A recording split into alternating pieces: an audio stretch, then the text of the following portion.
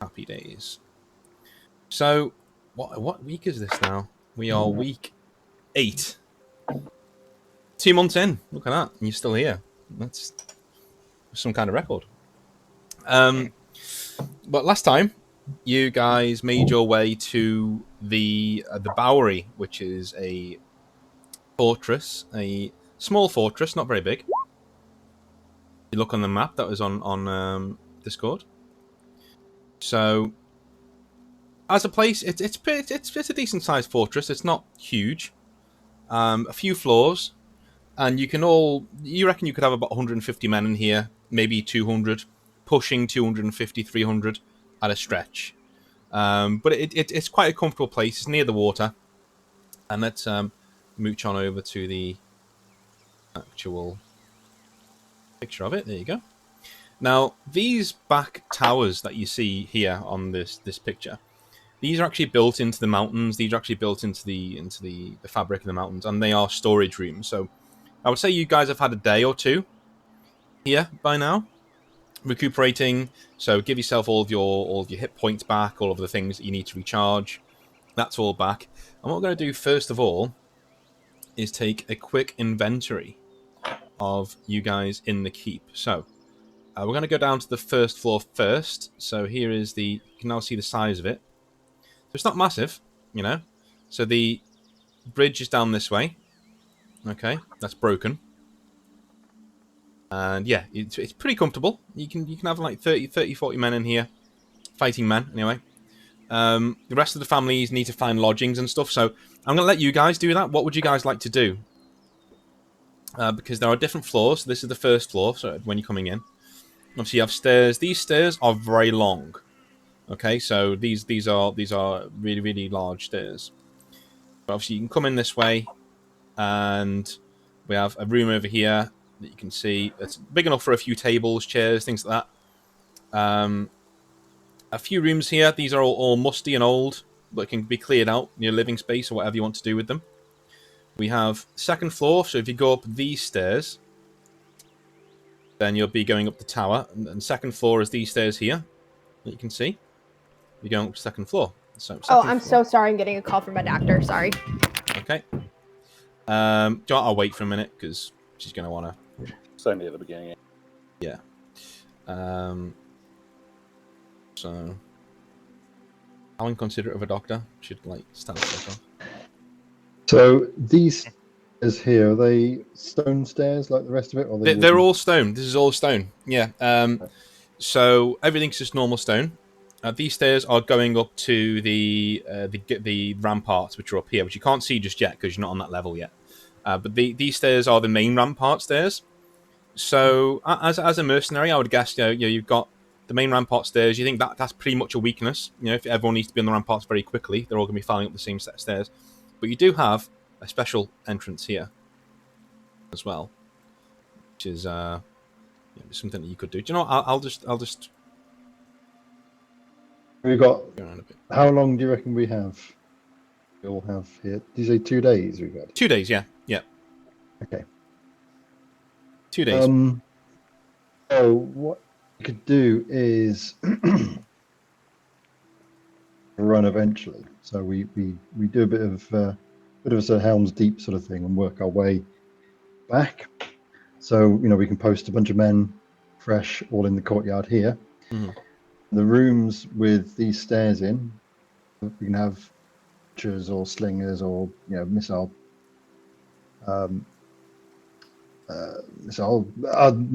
people. Fuck words. Then what I reckon, so this halfway up or near the top of these stairs or whatever, we have sort of like boulders and stuff ready to be released. So we could have some fighting men in here. Yeah. We're running up the stairs when it gets overrun. Pull the boulders down just to make it climbing up the stairs a bit more difficult. So would you like a quick inventory of how many men you've got?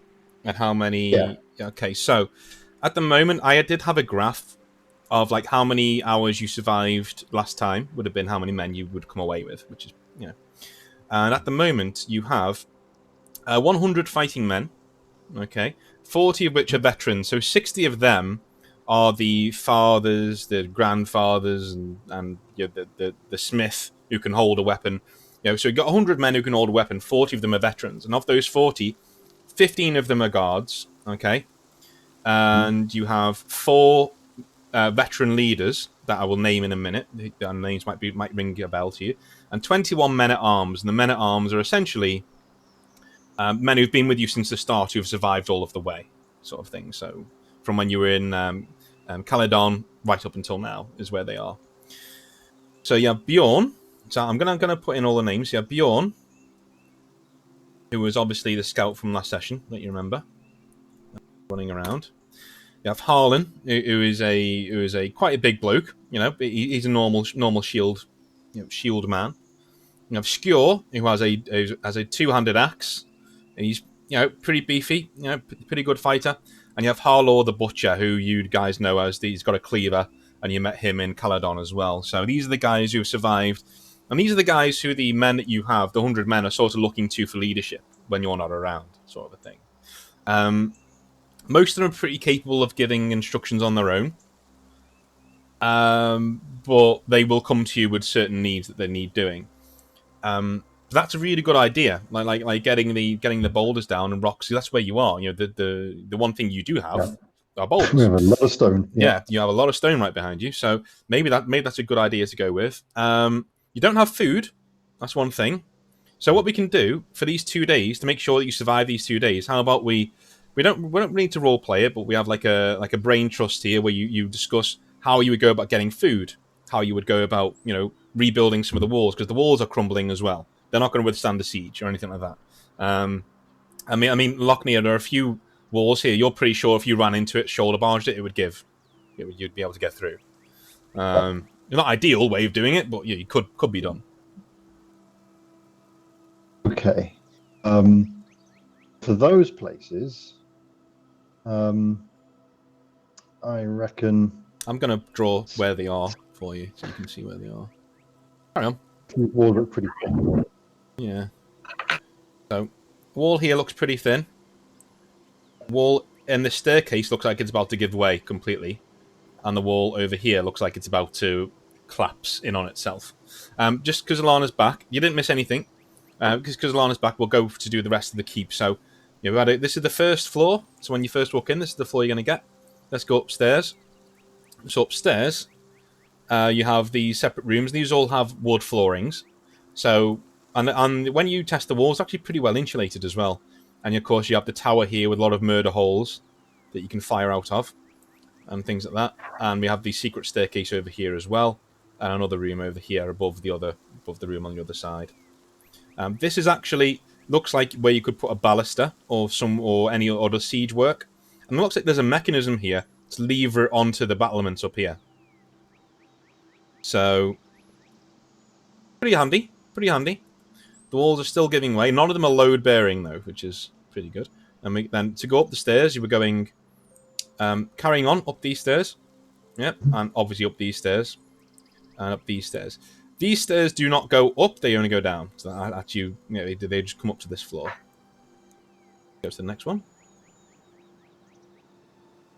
This is the fourth floor. So these are the ramparts now. So, stairs finish up here on the ramparts, and there is a table up here. There are murder holes, more murder holes. The ramparts up here look pretty sturdy, to be honest with you. It's the foundation of the walls that you're worried about whenever you're walking on it. And obviously the secret escape entrance is over here as well. And you have, above the gate, there is holes where you can see where oil has been poured over the years. So black pitch and things have been poured through these holes onto people who are trying to storm the gate. Whether it's fallen before, you don't know. You don't know the history of this place just yet. But yeah, pretty cool. And then one more floor up. Just the one. Okay, so this is the top of the towers. So the top of every tower and the keep.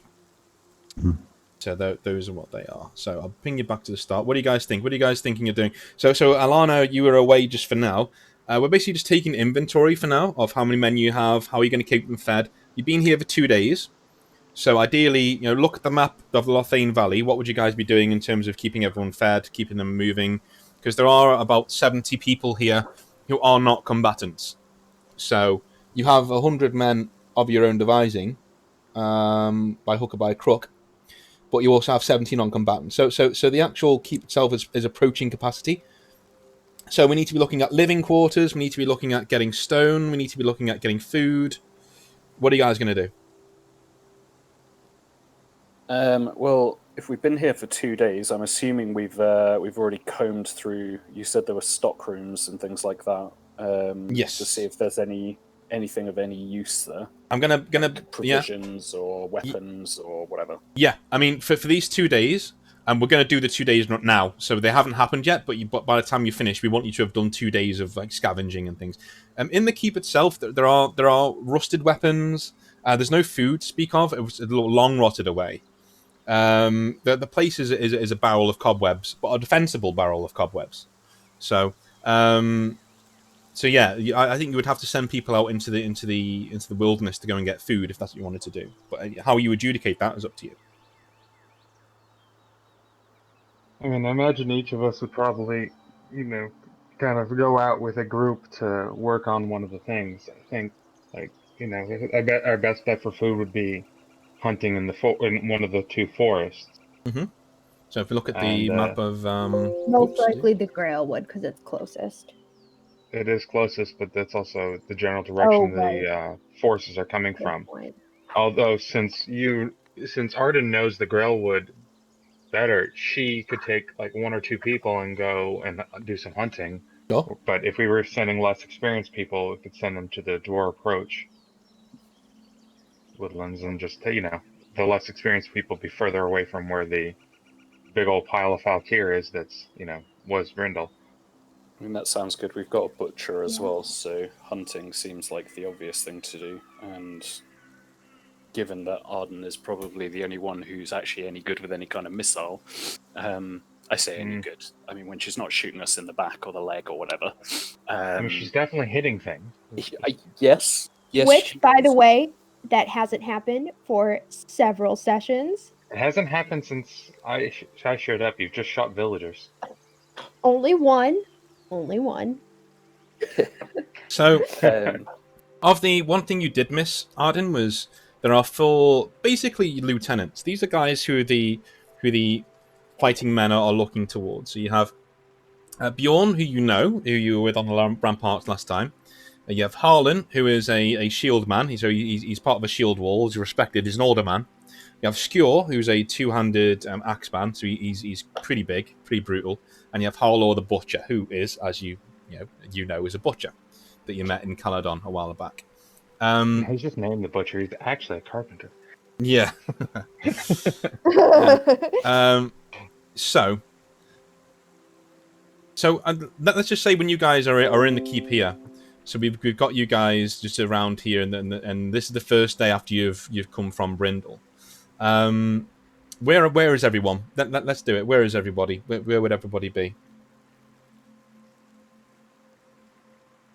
Androcles got his ass kicked a bit in the last one. Not any worse than the other 2 people who also went down, but not great. So he's kind of hanging a bit closer to you guys than before, just because he's, he knows that this is something that he can't just kind of sit back and wait to see what happens, or else he might actually die this time. Okay, so one thing I wanted to say, you jogged my memory with you saying going down and being hit. So from now on, every time you hit the deck, you will lose a vitality point permanently.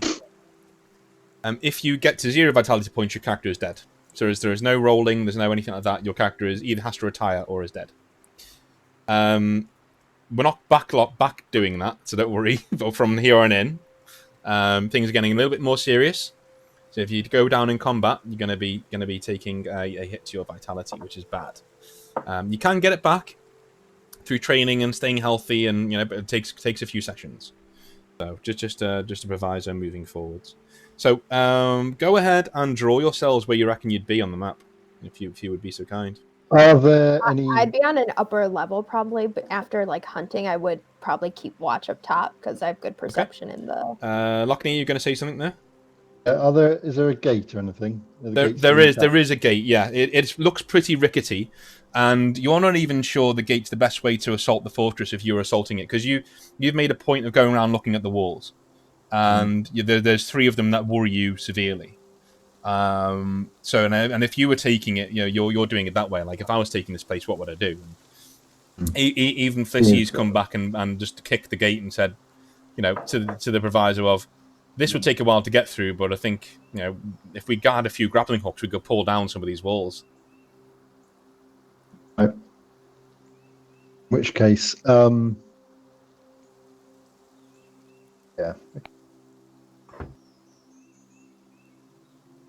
So this wall here, this wall here is in front of this cliff. How high is that cliff? That's about 40 to 50 feet, yeah. It's quite a drop. 50 feet. Oh, it's huge. Right, Yeah. okay. Yeah. So they won't be climbing up that.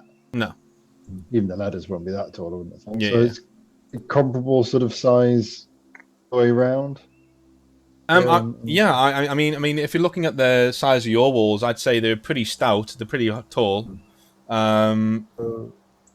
Okay, so really only gives them, so they won't be able to climb up here. Mm-hmm. They won't be able to climb up here. Mm-hmm. We can barricade the gate. Only leaves there where there's a path. That is. Do you want to head out and investigate that? Yeah. Okay. Arden, are you going with? Because you're quite a good scout, and you would have been up there. Are you looking at that way as well? Yes, I'm going to join Lothain. Okay, if so he'll allow it. no. You do you, Boo. This is my section of wall. You can't look at it. Yeah.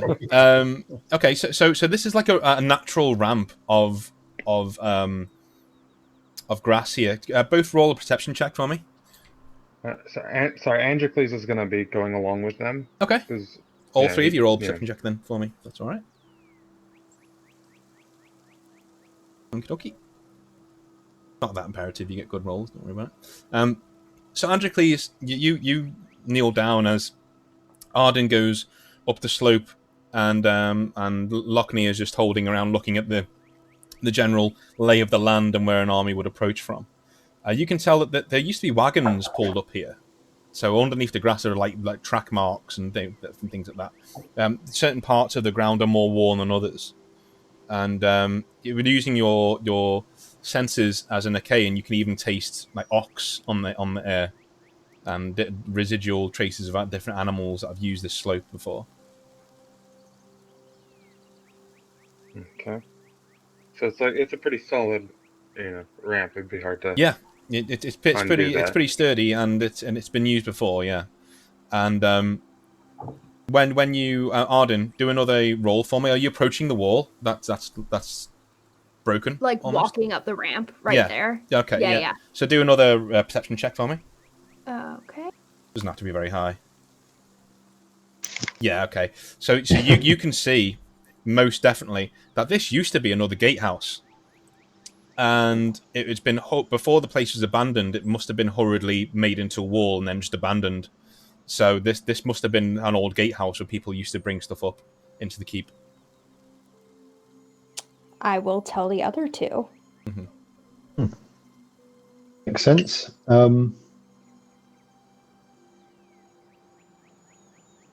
Yeah. Thinking. I mean, Androcles' first instinct was to dig like a pit and to make this, because it's the obvious way up. It's not the front gate. If the scouts find it, so he wanted to build a pit. But if it's well worn from wagons coming up and down, that earth is going to be really difficult to dig into. Yeah. All right.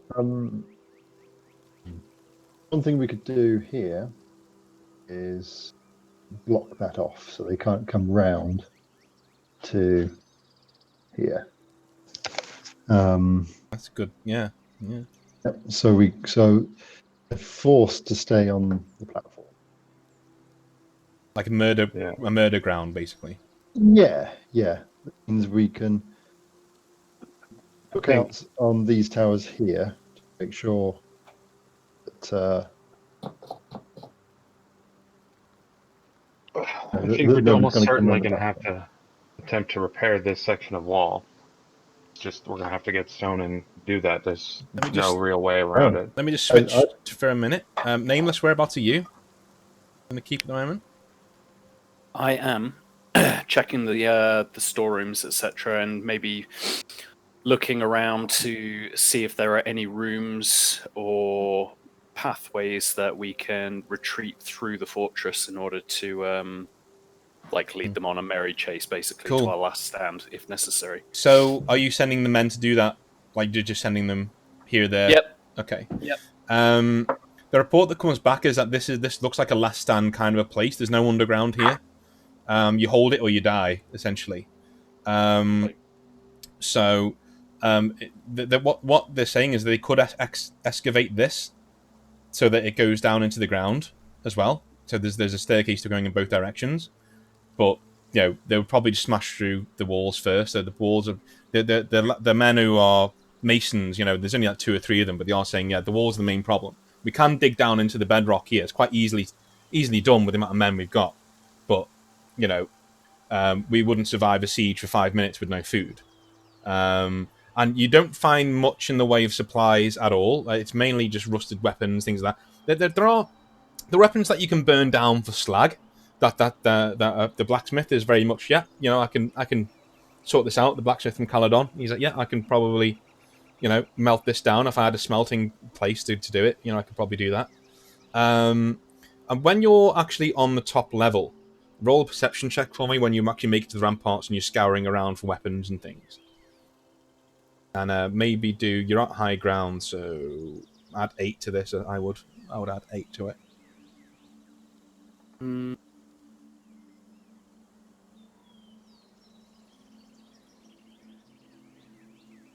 Nice. So you can see across the way here. Actually, no, over this side, you can see there is a force of men approaching from where Brindle was down the road. Oh, good. So we have no time. Yeah, there's a force of men approaching. Looks like about 30, 40. Well, that's exciting. So I guess I will immediately position maybe 20 people on the wall and then go and get the others and inform them. Cool. I'll draw. I won't draw them on the wall because they're on the wall. Are they going to be archers? Or are they going to be normal men? Or are they going to be? If they're on top of the wall, then they just need to be archers. I think Okay. 20 archers should deal with 30 men pretty easily. 20 archers, cool. And you're going to run to the other side of the wall and shout for the guys to come back in, are you? Exactly. Okay. So, Lochnia, Arden, and Androcles, Nameless leans over the parapet and basically tells you to book it. Right. Before we head back in, I'm just gonna check. Is there anyone coming from? Does it look like there's anyone coming from any direction that could lead them here? Roll a perception check for me. Nope. No, can't see anything. Cool. Heading back in. Cool. Draw yourselves on the first floor for me, please. There. Go back in through the gate. The gate creaks closed. And I'll draw some of your men as well. That's me, yellow square. Nice. Are you going up the ramparts? Yeah. I got up the secret stair. On top of the ramparts. Okay, so you're just on the stairs waiting for things to. I'm on the ramparts, but I went up via the stairs. Oh, okay. So what I'm going to do, I'm going to copy. Whoops, a daisy. Copy your man here. Daisy, let me get that. Copy. Put him there. Boom. I'm going to put you on the ramparts up here. So I would be up there as well. paste. Yeah, I think we'd all probably head up there to watch their approach, right? I mean, Also, Arden's an archer, so she would just be up there to. yeah. I mean, are people staying up there, or they want to? I've got my bow, so yeah. Yeah. So you're up there. Lochnia's up there. Nameless, are you holding the fort downstairs with the? I guess so. I'll sit with the men and there you go. I'm 10 times the size of them. Pretty much. Yeah, There we pretty go. much. You're not a small man. Or I guess if Androcles and Lochnair, or Arden and Lochnair can pretty much handle the top of the wall, Androcles is a lot more useful down at the bottom, I guess. Okay, so draw yourself at the bottom. I'm not going to draw all of your men because that's like too many at that stage. I had a little circle. I disappeared. Oh yeah, I deleted that because I thought you were going upstairs. Yeah, I thought I was too. But if Lochnair's up there as well, Yeah. then I'm gonna hang out down here. Okay. So I mean, you would assume that 20 people plus Lochnair and Arden would be able to shoot down 30 people before they hit the walls. So yeah. So something, my bow up there is not going to make a huge difference. I'm assuming it's just a scouting party. So these are Valkyr, and they're just rushing the gate. They're not doing anything else. They're just rushing the gate. So, okay, they're suicidal. Cool. Yeah, these guys are just rushing in, trying to. They still remember my insult from the other day. Is that it? Maybe. So archers at the top. Would you like to start firing down some arrows? Straight. Yeah. All right, I'm gonna fire 20. Holy shit! No, that's your guys firing. Dead. That's your guys super firing. Dead. They are. You guys don't even get a shot off. They are lancing down with such like ferocity. All of these archers that they're just hammering into dudes. Like they're just. And Arden, you realise there's the livery of the falling leaves on their surcoats. So these are archers from Caledon, and these are mainly elves, and they're just hammering arrows down. The Valkyr don't even get into the gate. They realise a lot of the men behind them are dead, and they start backing off. And there is a call from men over here that Valkyr are on their way up this slope. But as soon as they see their men on the other side have failed, they turn back and they go away. So, anticlimax. But Can Arden move over to this side to watch the slope? Sure. And bring some men with her, like split the men. Sure. That's fine. So they're retreating and they're badly hurt. So of the 30 that are there, there's around 10 left. The rest are all pincushions. Is there anyone still in range as they're running away? Yeah. Can we shoot them? Go for it. If you want to order your men to shoot again, they will. Yeah. And again, if you want. Yeah. Okay, you get one more. Okay, so I'd say all 10 of them are cut down with those rolls. So the last 10 are killed, are running away. And then the other 30 are running in the completely opposite direction. So you can send men around there to fire 2 volleys at them if you wish. But we can... Wait, how many men are left that are still alive? Around 30 on the other side. But they're running away. Yeah. They're going away. If anyone's still in range, I say we kill them. The best message that they can bring back is no message. Okay. Yeah. Oh, Jesus. Okay. She's learning. So. Okay. I would say that's about 22, 23 killed on the other side. So about 7 Valkyr have left. I've got away, and they will probably take tails of "Don't screw with that fortress." Whatever you do. I don't know if there's anyone in range for me to fire at too. Not now, no. Unless you're firing with you. Oh, cold fast. I'm looking at mine. So there's a lot of chocolate. Whack you over It is. It's a lot of chocolate. Yeah, Jade's just handed me chocolate. Nice. What we want. It's a lot of chocolate. Right, so bit of anticlimax, but it's good. They rolled well. So here we go. So here's where you are. So now what's going on the next few days? So obviously you sent a bit of a message there to the Valkyr who were trying to attack. But these are just roving bands. They didn't even look like scouts really. Just guys with hardly any shirt on. They're just looking for easy plunder, But who's going into the woods? Who's going into the woods to look for food? Probably makes sense that I would go. Okay. Can we also check the bodies of the people who fell for any weapons that are in good shape to give to our men? Yes, so there are several decent swords, but these aren't like top of the line, anything like that. Just decent swords and a few axes, but they're all no, they're not better than what you've got now. I'm not about to give you top level gear for random nukes that you've just shot off a fucking No. Is it possible for us to just bring those into the keep anyways, just so that like they're not out there for the Falkyr to grab? Sure. And at the last resort, women and children can have something to defend Sure. themselves. Sure. So we're going to have to work on a few things. Living space, who's staying where. You know, we're going to need to work on food, things like that. So that's for you guys to do. I'm not doing anything like this, so I'm guessing you're heading into the Grailwood to go hunting. How many men are you taking with you? What do you guys think? I mean, you don't want Bring in a big group because, which I mean, animals are just going to run away from a big group, right? So maybe like 5 men, including me, total, spread out. Yeah, and it and means then that you if there's probably any trouble, want you can get like away. a few people as well that are just going to be hanging back to help take back whatever you kill, because you're going to need more than what 5 people can carry to feed everybody. Trim. Okay. So, how many is that? Okay, So so take 10 people. yeah, you had 20 archers up there. I'm just gonna throw this down as well. So this is the amount of men you've got. So there you go.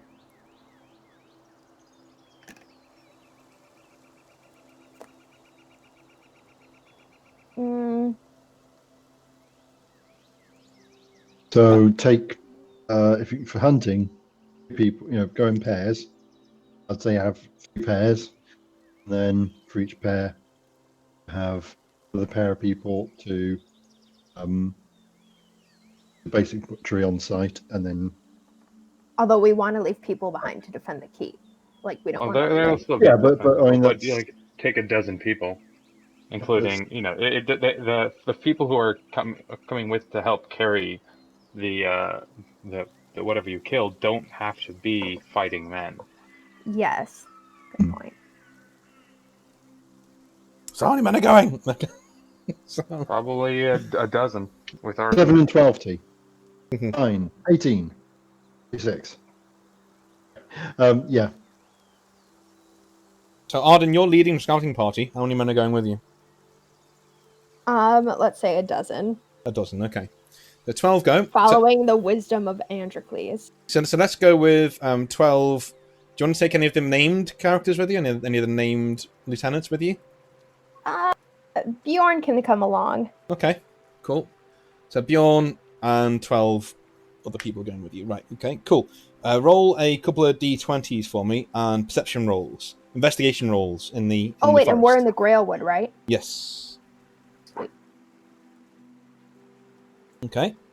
Yeah. Until I tell you to stop. Stop. Okay, so on your men, roll 12. So there's 12 pairs. No, there isn't. There's No, 2, there's- 4, 6, 8, 10, 6 pairs. Sorry. So, all right, cool. I would say you return with a pretty decent standard of food. You're going to return the next day, though, so you've been out there for a full day. So we'll do this in units, okay? We'll do this in units. So, 24.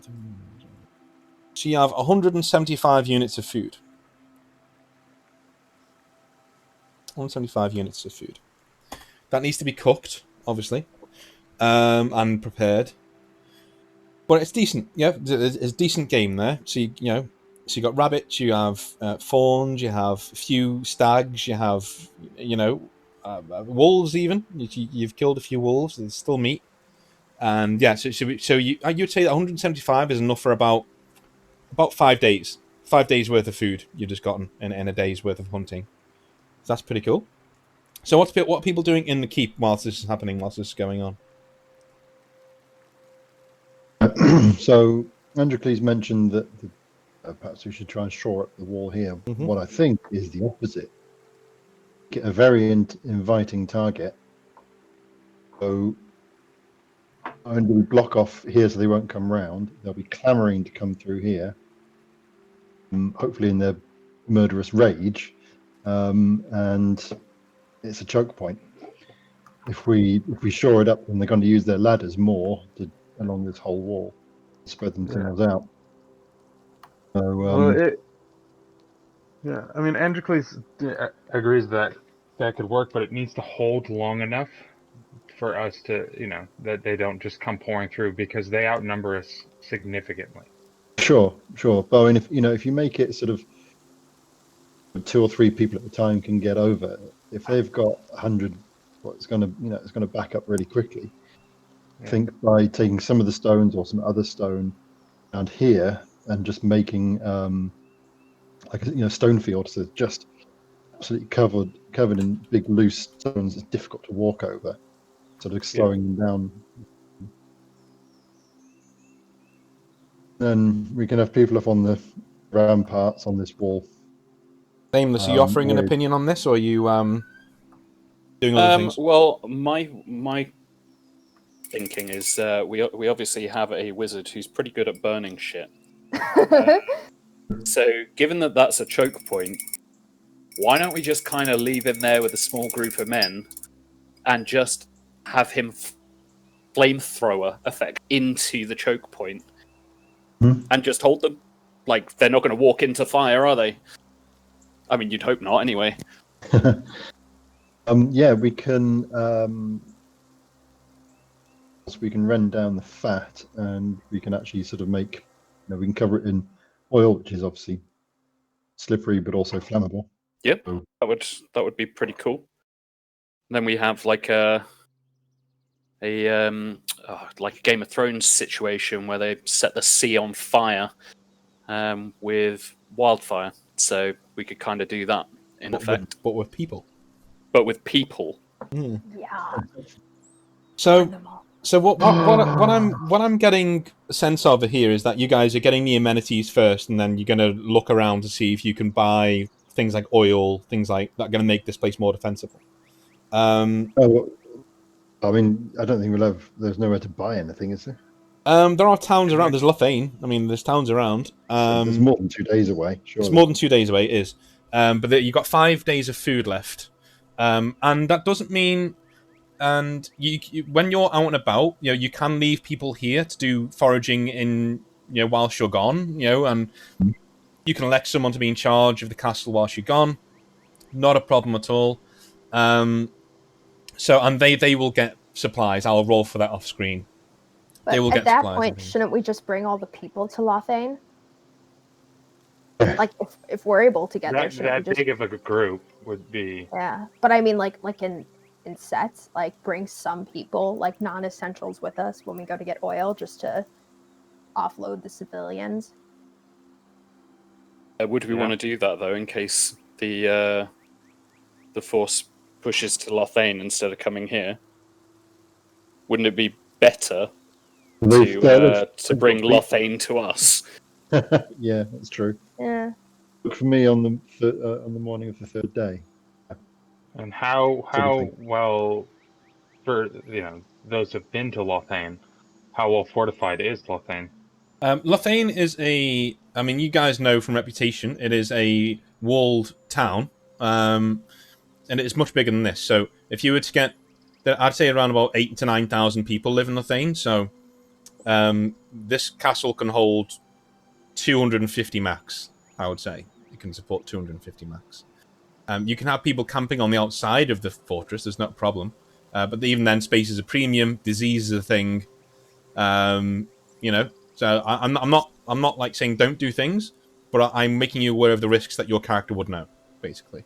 In which case, maybe I'm just thinking it'd be better to make a stand at Lothain, because they'd also have more men. Like, a few of us aren't enough to take on this army.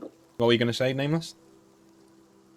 I was going to say we could offload the sort of innocents towards Lothain, and then try and bring back as many fighting men as we can back here. Because remember, they're not expecting us to have a fighting force. They're expecting us to have civilians, etc., with us. If we sort of effectively have 250 really solid fighters, then they're going to get the beating of their lives, right? But we won't be able to get to Lothain and back with Yeah, and that's the other thing. If they're Before coming they in 2 attack. days, Yeah. then In fact, they already attacked today, so we don't know.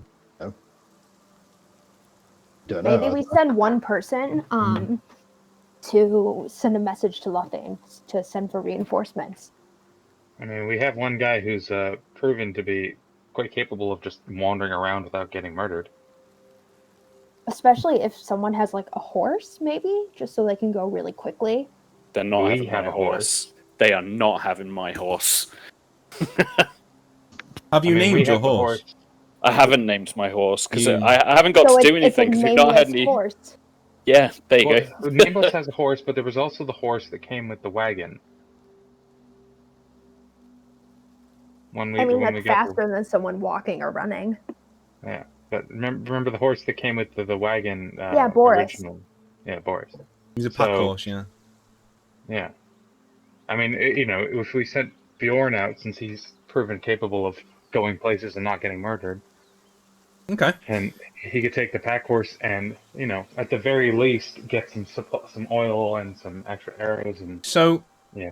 what you see as the evening draws in and Arden returns, you see Harlaw take the some of the biggest game, and he basically sets up an impromptu with a bit of wood, impromptu grill here, and Gorthin is there just idly toasting it as he's turning it on the spit, and people are waiting for their share, and everyone's being fed, so everyone's pretty happy at the moment. How are you? What are you guys doing for bedding? What are you guys gonna tell them to do for bedding and things? You have a lot of wood. You have a lot of you've gone and got wood and thatch and things like that from the grounds and As well. Let's see. I don't think we should keep the families on the ground floor, personally, because that could No, be. no. Can we see the middle floor again, please? oh, Because like maybe we set this up as like the domestic floor, Mhm. kind of, and we just have like women and children, without men in like this little walled area, and we can This have. area is kind of a siege weapon prep area. yes. But Okay. these two spots are kind of out the way.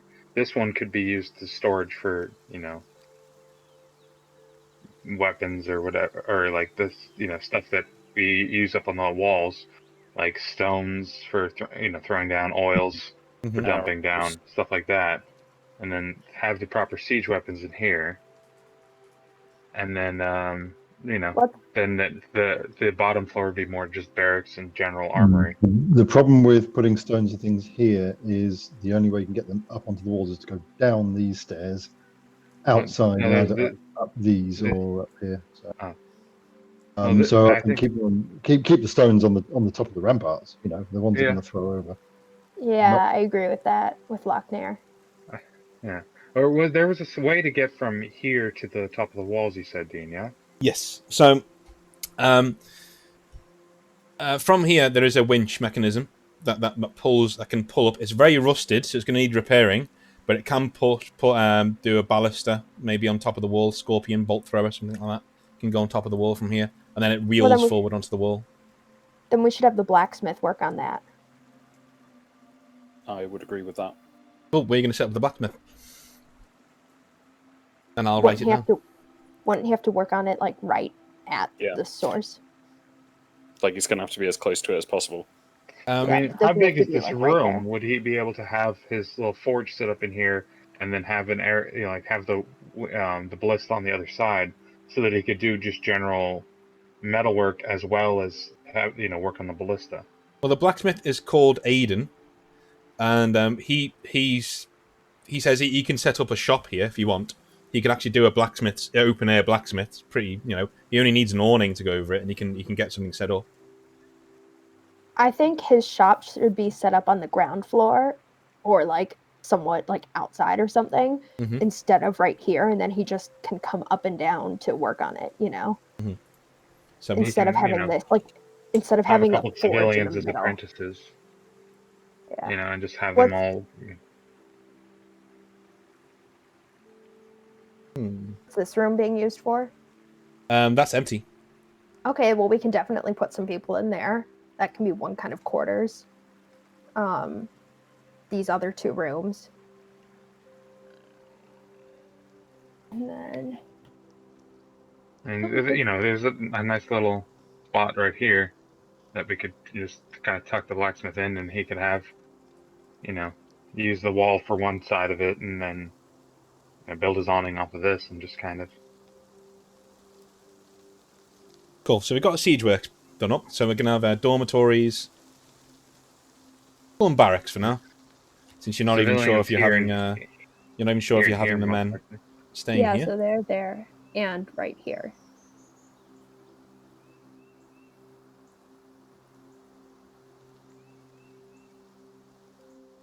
Cool. Like this, I mean, you said that there's a winch that takes you from here to the walls. Would we be able to take weapons and stuff up that as well? Or is it really just gonna work for the... You'll be able to take ballista? weapons and stuff. You can stand on it. I mean, it's transporting this fucking great big ballista, so you can stand on it and transport yourself if you wanted to. It'd take you... So that's what I was thinking. Yeah. That's what I was thinking here. If we had like the oils and stuff that we would, or I guess if we'd have room in here then to just, for whatever oil, whatever we have to heat, to pour off the walls and stuff. Yeah, we'd probably have room in that siege works room. Right? Yeah, I would say so. Yeah, so we can just keep all that, the stuff for, from the top, for the top of the walls there. Not in the siege works room. Yeah. Yeah, because it's going to take a while for you to, as Lothain said before, it's going to take you a while to roll it. Even if you can get it through these doorways, there can be accidents. It can roll down the stairs, and then there's tiers. So I think that was a pretty decent idea. I'll only step in every now and again, but I think it's a pretty decent idea to have the stuff you're going to lob over the walls and not see again doesn't need to be kept safe, essentially. The oil needs to be heated was my main concern. Kept. Yeah, you can whack the oil in here, I guess. But boulders and things like that. Yeah, can probably. Yeah, that we should have at the ready, anyways. Yeah, I mean, if the oil if there's room in the siege works for the oil and the stones and the ballista and all that, then just keep it all right there, and it can go straight up to the walls. Storage. Maybe we make this one other storage / barracks, because there's probably that looks like a pretty big room. There's probably enough room for several people to sleep, and we could try to have fighting men in here and here, people who are willing and ready to fight, and then try to put civilians in that other room. No, don't carry on talking. We have room on the ground floor as well to have barracks so that they can come out to the gate as necessary. A little faster. We're going to go one with them was barracks down here. Oh, I was talking about that top level. But... Immediate needs are seen to now. So we have a cooking pit in the middle, over here. Cooking pit is there, and the blacksmith's going to set up over here. That's where you kind of said before.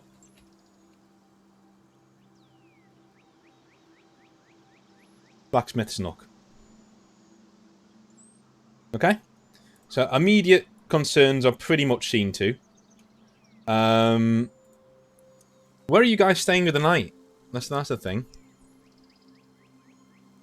So saying the ground floor can have some rooms for specifically the fighting men. Mm-hmm. Agreed. Because they need to be ready to react. Mm-hmm. Yeah. Well, it's going to bunk down wherever. It's going to sleep where they fall. Where are you guys going to be? I can take one of the watches along the ramparts. Mm-hmm.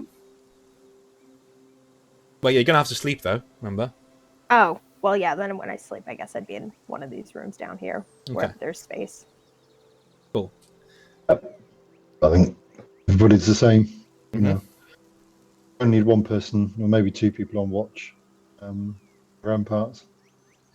Cool. So, night comes down. Night is your first night in the fortress is upon you. It's a quiet night.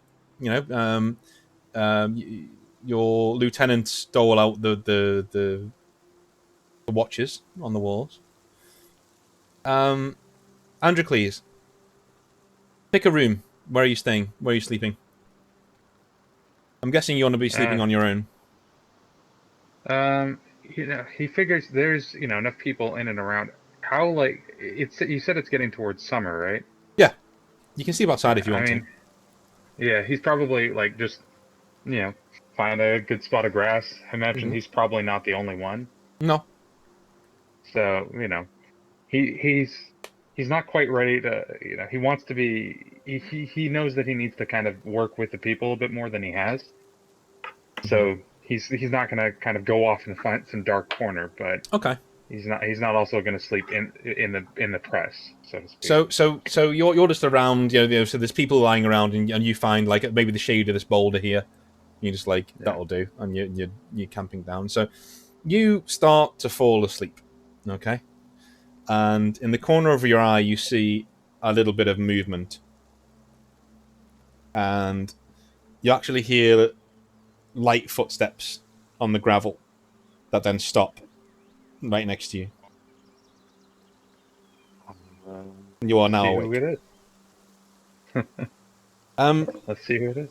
There is a Falkir standing above you, with a braided mohawk-like blonde mane running over his head and down his back, and his eyes they have like sooty makeup on them, to look like, like they're actually two big black eyes. Is this And someone who was with us before, or is no, this someone who's just kind of snuck into our this is keep? someone who you've seen before, and he smiles and says, he just says, "Hello, Agnar," and then goes down on his haunches again next to you. Andrew is just gonna stare at him. He's been down this road before. Okay.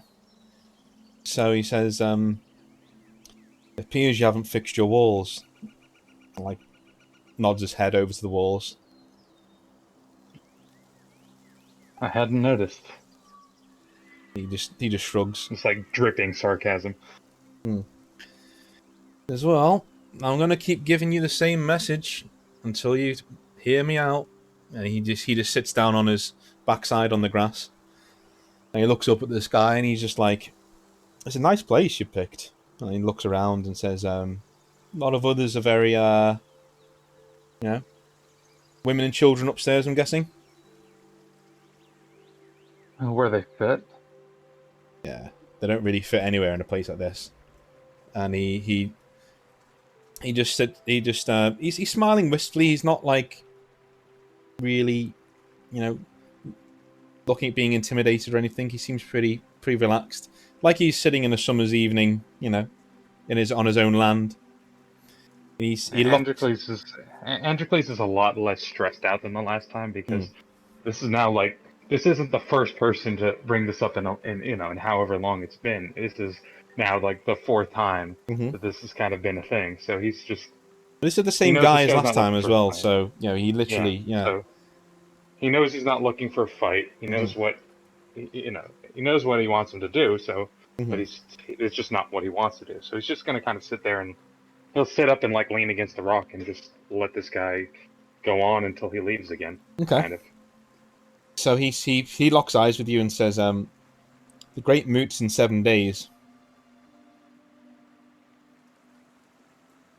Andrew's gonna look at him and just like, why me? You have thousands of people who are all going for, who want to be your leaders. Why do you want me? I'm nothing over there. And he just shrugs and says, "I don't want you to be a leader. I want you to be an adjutant. He points at you and says, you're an insult to a lot of Falkir. Muddied blood. Our kind don't like that kind of thing. But I think you're a bit of a prize." And he shrugs and says, "My master wants to see you at the moot anyway. And he prefers me to offer this tidbit of information as a sign of good faith. I hear your fellows are looking for a woman named Winter." Yeah. Yeah. She'll join the moot, and she'll do so by burning all the Lothain Valley to get to the sea. She's in the south right now, south of the Lothain Valley. He wants to make a statement and she wants the Reaver King's crown for herself. He just shrugs and says, "You know, they call you lot the Outlanders. You know that, don't you? The Falkir at the moment. Tales of you lot. They've reached the ears of the Reaver King's court. Falkir armies around here are going to start taking very much notice of you and where you go. So I would finish your business quickly before coming to the Great Moot. Bring the other Outlanders too. Why not? Make a day of it." Androcles just shakes his head. Say, you seem so sure I'll be there. He just sighs and slaps his thighs and stands up and looks down and goes, "After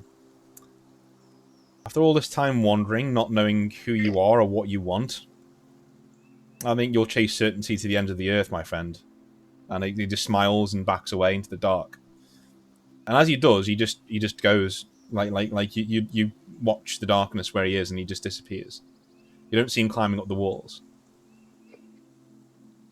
Yeah, I mean, like, I know this place isn't that defensible yet, but he had a feeling this guy was doing something weird when he just kind of showed up, especially since there's a bunch of dudes in and around this area as well. Mm-hmm. Mm-hmm. And this guy stands up, so he figured he's got some weird magicness going. Mm-hmm. But he's just gonna shake his head and go back to sleep at this point. So, next morning, there is a rider approaching the keep from outside. Who is awake early in the morning? Who would be awake and doing things early in the morning? Yeah, I'd be awake up with the lark, you know. Mm-hmm. I mean, I'm outside, so as the sun starts to rise, I'd probably end up waking up from the ambient light. Cool. I'd be up as well training, so. Awesome. So, there is a rider outside, and he has in his hand a banner. Now, the banner is turned upside down, so it's a banner of peace. Okay? He doesn't look like a Falkir, he looks like a Logir, and he has... The banner is a white stag's head on black, and he's holding it, and he's just shouting at top of his lungs for the commander of the garrison to meet him outside, or to come to the walls. Who are we sending? At this shouting, Arden would have woken up. Okay. I think we should all go. Let's do it. United front. Of course. Yeah. Fair enough. You're going to top of the ramparts, you're going through the gate. I mean, how many people are there? Just one rider? Just one rider. Yeah, fuck it, I'm going out the gates. Okay. Yeah. I think we just all just kind of step out the gate. So all four of you file out, and he looks down at you all and says, "Much as I'd been told. You are requested to come to Lothain to meet with Lord Roderick." He looks at you like you just smelt a bad smell. You just stepped in something. Might we ask why? As he's looking for fighters to take on the Falkir, and it seems tales of your bravery and fighting them off have certainly reached the capital. He needs people such as you, and he's willing to pay a lot. He could certainly keep the people in this place safe for a while.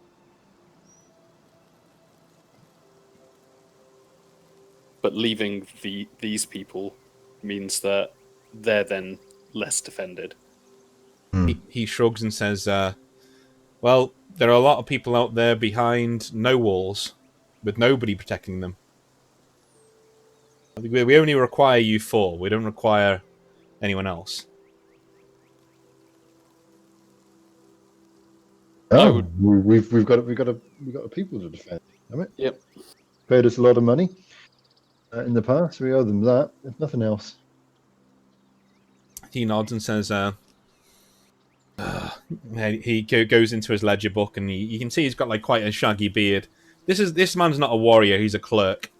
And he goes to his saddlebag and pulls out a notebook and starts scribbling in it with a bit of charcoal. He says, "I can have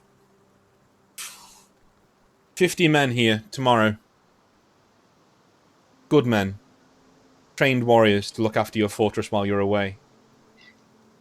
You don't need to pay them or feed them or clothe them. But why does he need us if he's going to swap 50 fighting men? Androcles is gonna look. Yeah. It's like he needs our names. So where are these men based? There's no way they can come from Lothain in that time. He nods and says, I brought them with me, just in case. Yeah, Androcles is like they need our name. They need that. And he's just gonna shake his head. I believe they're calling us the Outriders. Outlanders or something, I think. Or Outlanders. Sorry, yeah, the Outlanders. And he's gonna look right at the clerk. He nods and says, that's the name we've heard. That's a name that's being spoken in Lothain quite a bit these days.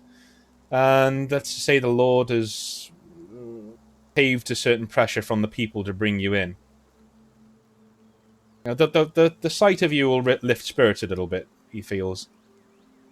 Well, maybe not all of you. Androcles is gonna turn towards the others and just say under his breath, it's like the 50 fighting men do. They can bring in some masons to help repair the keep as well. I'm still very confused though.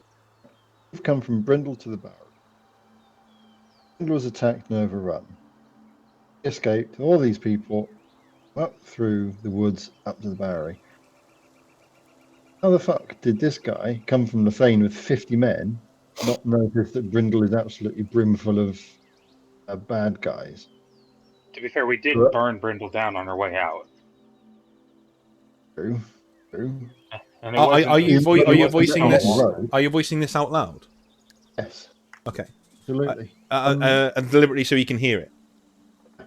Okay. So he holds his hand up and says, I'll field that one. He says, yeah, it is burned to the ground. And a lot of the survivors who got away, who didn't come with you, have made it to Lothain by now. And they're bringing tales, not the first one as well, of the four of you, the description of the four of you defending the place. So we thought we'd bring you in. Trust me, the 50 men are here to protect me. No, any warband worth its salt won't want to deal with us unless they're coming in big numbers. We know there is a large number to the south, and our scouts have seen them moving further south. So wherever they are, they're not on the roads anymore. They're preparing for something. So we have this small window of opportunity to bring you in. If we don't, then we'll leave you here. Don't you worry about that. Well, what are your thoughts, people? Because 50 fighting men sounds good, but it does seem a little fishy that he'd swap 50 fighting men for us four. Not to mention, after that business with the mayor, I'm not sure if I necessarily trust this leader to look out for people. All we need is cardboard cutouts of us four, send them back with him, and he can put them on the ramparts and people think we're there. Yeah. Yeah, dress some of your men up like an Achaean. Actually, that's not such a bad idea, you know.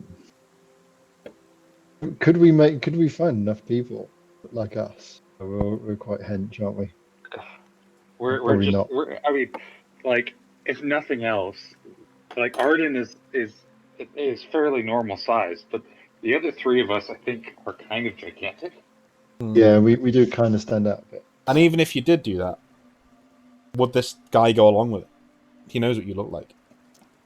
Yeah, but his people don't, and the whole point is to bring us back to inspire his people. In fact, yes, nobody knows what we look like. Yeah. Just choose just the biggest blokes, the hardest looking woman to go with him. Mm-hmm. Androcles is going to just kind of up and say that if we can get them to have the 50 men guarding, but also getting us some supplies to, suppose, take care of and reinforce this fort, it might be worth just going out there and, you know. But the issue is still the time, because it takes 2 days to get there. So that's 4 days that we're away, and they're only 2 days away from attack.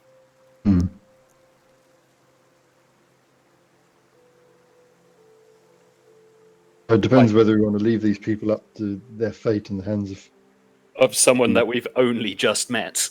Yes. and given we were already backstabbed by the mayor before, how do we know this guy isn't just going to slaughter everyone while we're away with his 50 men. Is do this we all? see- Is this all do we still see audible Bjorn? for the guy who's No. This will be sort of under our breath, I guess. just in the Do we huddle? see Yeah. Bjorn with him? Yeah. Like, has Bjorn come back from his Yeah, Bjorn's with you. mission? Yeah, he's come back with you. Oh, he's already come back. So Mhm. can you verify that this is what the mayor was planning on doing? Why would he? What? Why would he be able to do that? Because no, he Bjorn went was there we for we reinforcements. sent Bjorn to go to Lothain. Yeah, to get reinforcements. Mm-hmm. So he would have Sent spoken Bjorn with to whoever's in Lothain to charge of get men. reinforcements because we sent him with the pack force Mm-hmm. to get resources and possibly reinforcements. Yeah. So So like, if he's like, what? This seems totally out of left field, and no, that would be a he reason. doesn't seem like he shrugs and if you ask him, he'll come out to the through the gates and join the huddle if you want, and he'll. And did you want to ask him what do you want to ask him? Did he discuss this kind of thing with the leader of Lothain? So I did mention your names. You know, I may have talked you up a little bit, and gives you a wink. Says, you know, I did kind of tout the services, maybe, and he just like he winces like he's going to be struck. It's like, you know, just you know, he has a lot of money. You know, I'm just saying. I said you would definitely be able to help the city. Sorry, did I screw up? No, not at all. It's just these guys now that we gotta deal. Said, well, why don't we? Why are the people staying here? Why are the injured and the infirm staying here? Why can't they go with these 50 men and you back to Lothain? They'll be safer there, surely. That sounds We like did a want- really good idea. Yeah, We honestly. did want to send them away in any case. They'll help us, Less, you know. less of a burden on our food supplies. So, yeah. And there will be like better lodging and But also, medical care.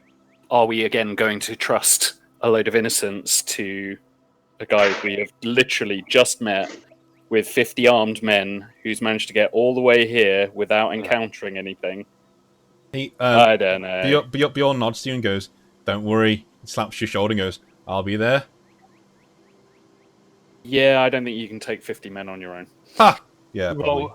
Well, I mean, if we were to send them back, if the infirm and stuff were to come, I'd imagine we would go. If we were going to go, we'd take the infirm and stuff with us as well. Yeah, like everyone just goes.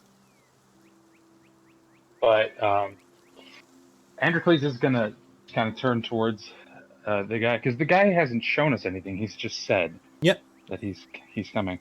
Do you have any sort of, you know, proof to show that this is, you know, not another trick? Because, well, not all of the leaders of your cities have proven trustworthy.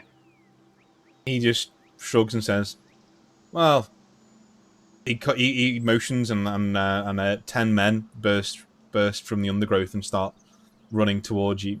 Not armed. They haven't got their weapons out, but they do have 3 or 4 Falkyr with them, and they throw them to the ground. And Arden, you recognise these are men who were attacking the Bowery just yesterday. We found these on the road, trying to join up with the main army going south. That's how we found out about the army. And we were wondering where they were and why we were able to get here. That's why we brought 50 men. But, yeah, I assume we'll be able to find lodgings for your people if they were to come with us. The only way we can really do this is if we bring all the people with us. So basically, abandon the Bowery. If you guys think that it's a good idea, I'll support that. And Arden will just. I think if this guy is untrustworthy, we might as well go in force. So if he does become a dick, we can beat him up, or we stay here. But either way, we stay as a group of 150 of us, whatever it is. Should we take a vote? Can I do a perception check? Sure.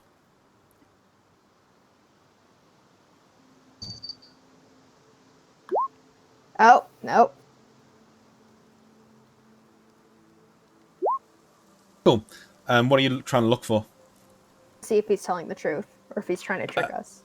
You're getting no hint of subterfuge from him with that roll. You're getting no hint of, you're getting the hint that he wants to be back to Lothain as quickly as possible. He didn't want to. He didn't volunteer for this job. Arden will pipe in. Yeah, I think we should bring the people and go. I think it's the best chance for them, and working with the Lothain army is our best chance of defeating the Valkyr. Yeah, I'm easy. Same, because we've done a lot of work on this place over the past 24 hours. Yeah, I'm of the opposite opinion, just because of what happened with the mayor in the last place. I don't trust them, so I would rather trust in my own devices and stay here. But that's what 2-1 so far. Well, Androcles is gonna kind of look between and say, "How about we kind of split this up? We, just suggesting that if we don't necessarily trust what's going on in Lothain Valley, it's best that we have somewhere we can go. And should the stuff in Lothain turn out to be less than safe, but some of our people, because eventually the Valkyr will eventually attack, and some of our people are just going to, best case scenario, be in the way.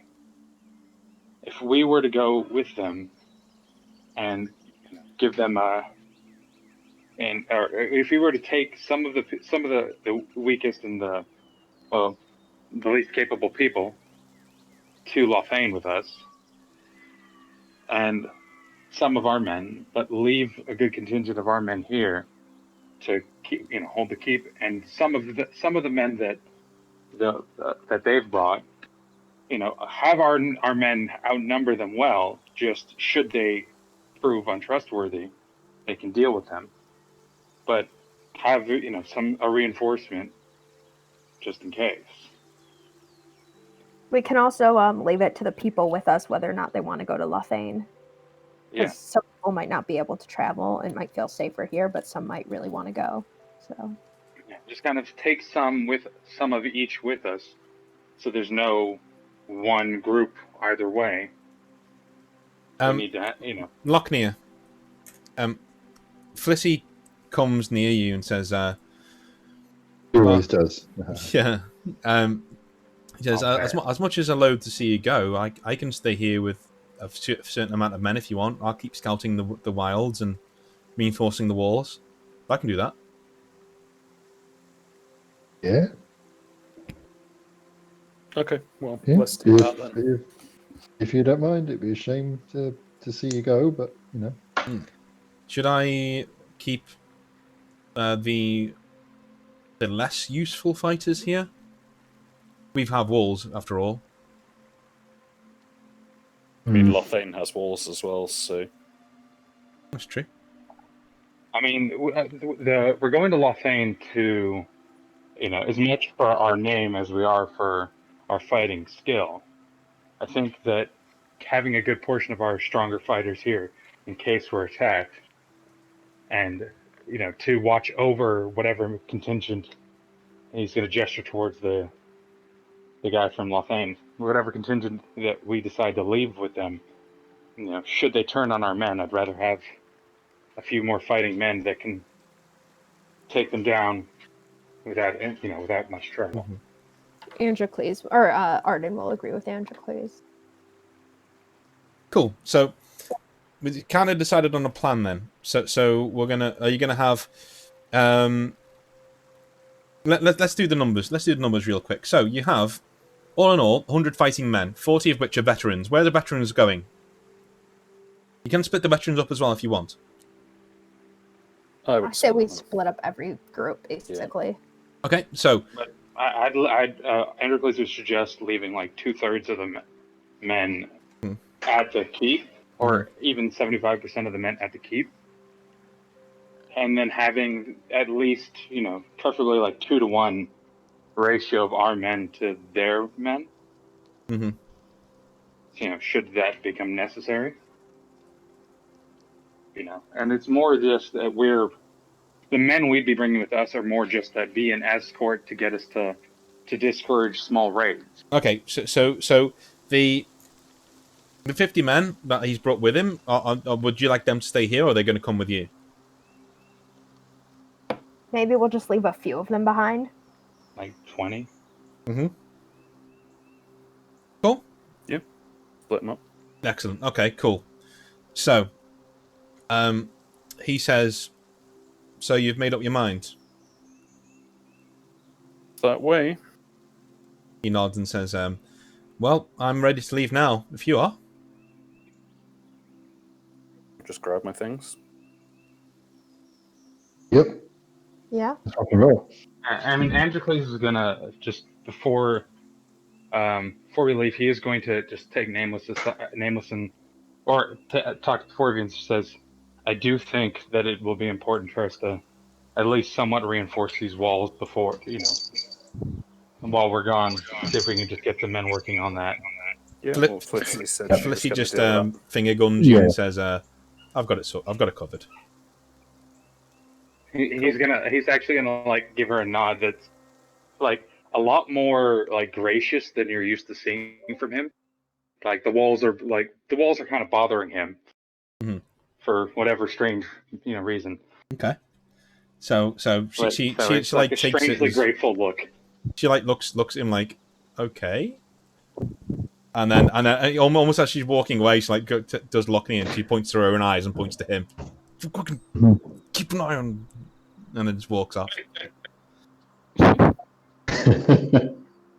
A nod. All right, so we'll take a Thanks, sir. It's quick only making her more suspicious. 5-minute break, and we'll come back on either on the way to Lothain or at Lothain. So we'll come back then. Depending on how you decide to ambush us. Well, Exactly. once I've decided the order in which you shall die. No. I'll be back in a minute. All Yeah, right. me too. In a bit. Yep.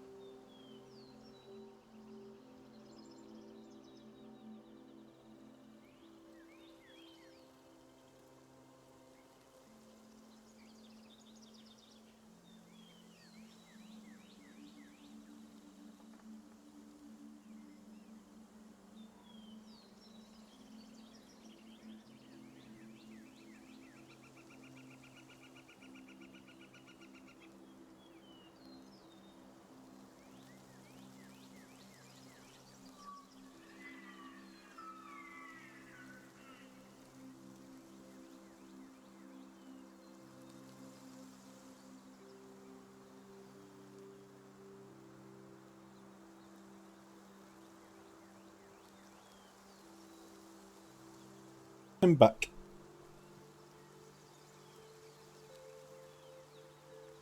I guess no one else is right now. Hi. Hello. How are you? I'm okay. It's a fun session. Yeah, lots of planning going on this session, which is good. I know. I hate having to make so many decisions. Yeah. I've made a note of them all, though. These are I important know. decisions. That's why I hate making them. Yeah. Yeah. Made a note of them all. I know you did. So.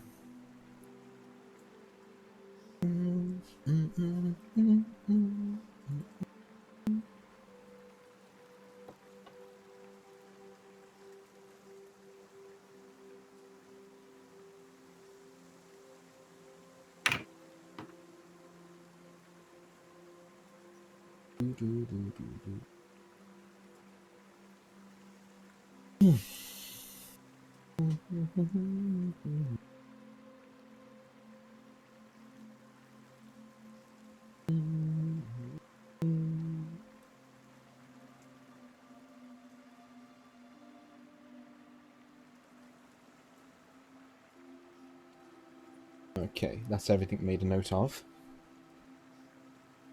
All done. I am ready to go when everyone else is ready to go. I'm back. There you go. Everyone's back.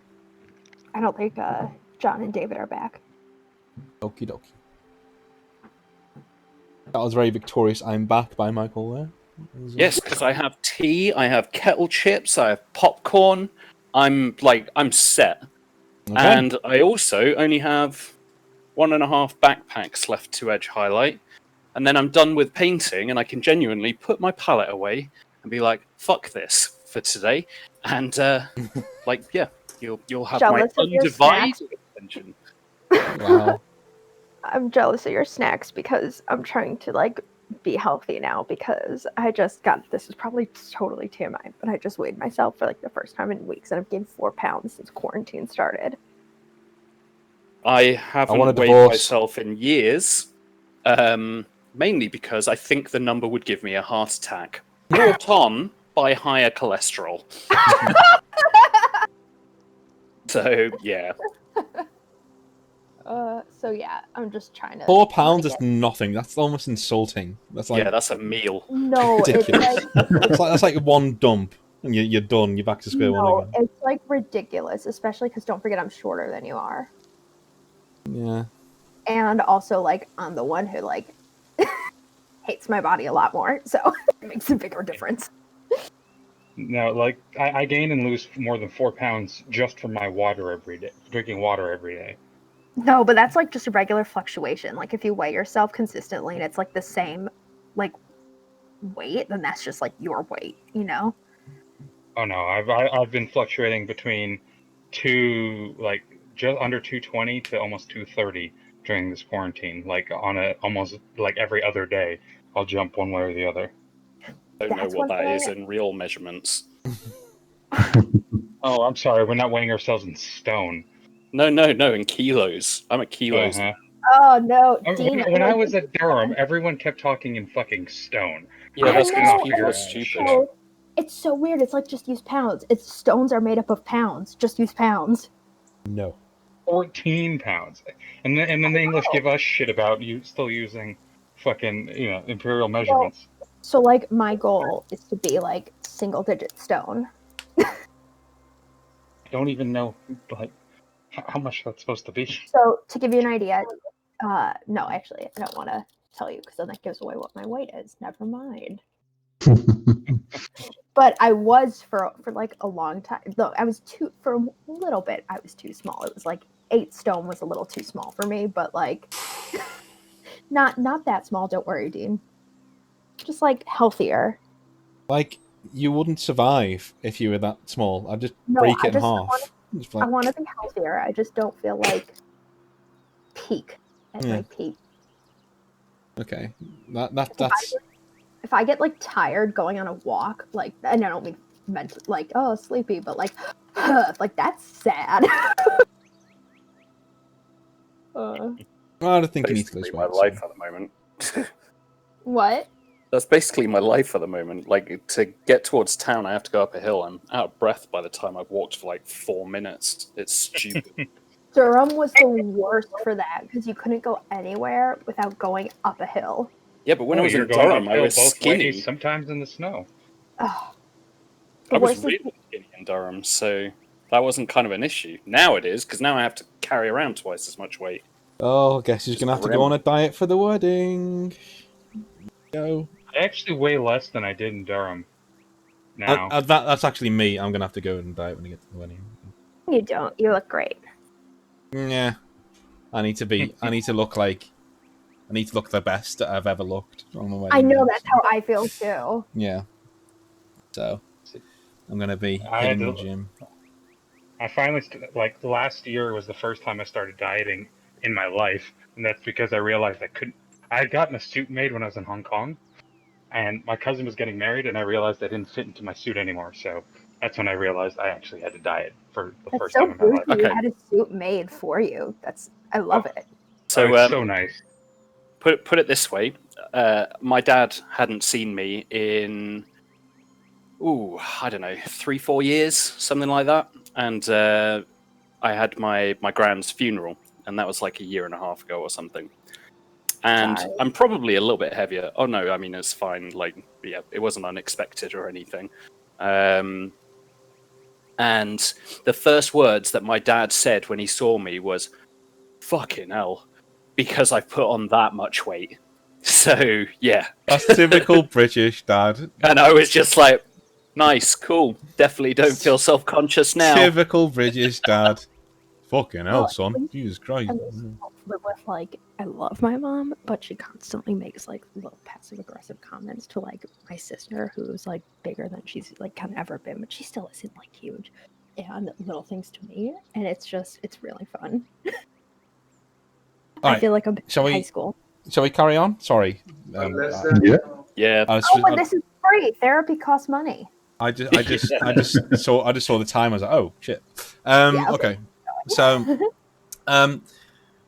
nothing happens on your way to Lothain itself. You do see the countryside is burned in several places. So there are the golden fields on your right hand side as you're moving towards Lothain down the south. They're all burning or they're all scorched. A lot of the towns are pitted and scorched and taken apart. And to the left-hand side, as you're moving towards Lothain, you are actually... if you get the map of the Lothain Valley up, you can actually see there's almost a waste of swampland to your left as you're walking towards Calebridge. Calebridge itself is burnt to a crisp. There's nothing there. And Grail Cross, when you went past it as well, was also heavily damaged. The Crown Lands themselves, there are people still working the fields. Okay, so there are people still working there. But mainly as Lothain comes into sight, it is a town of about 9,000 to 10,000 people, so it's quite large. It is a walled town of timber and a few bits of stone.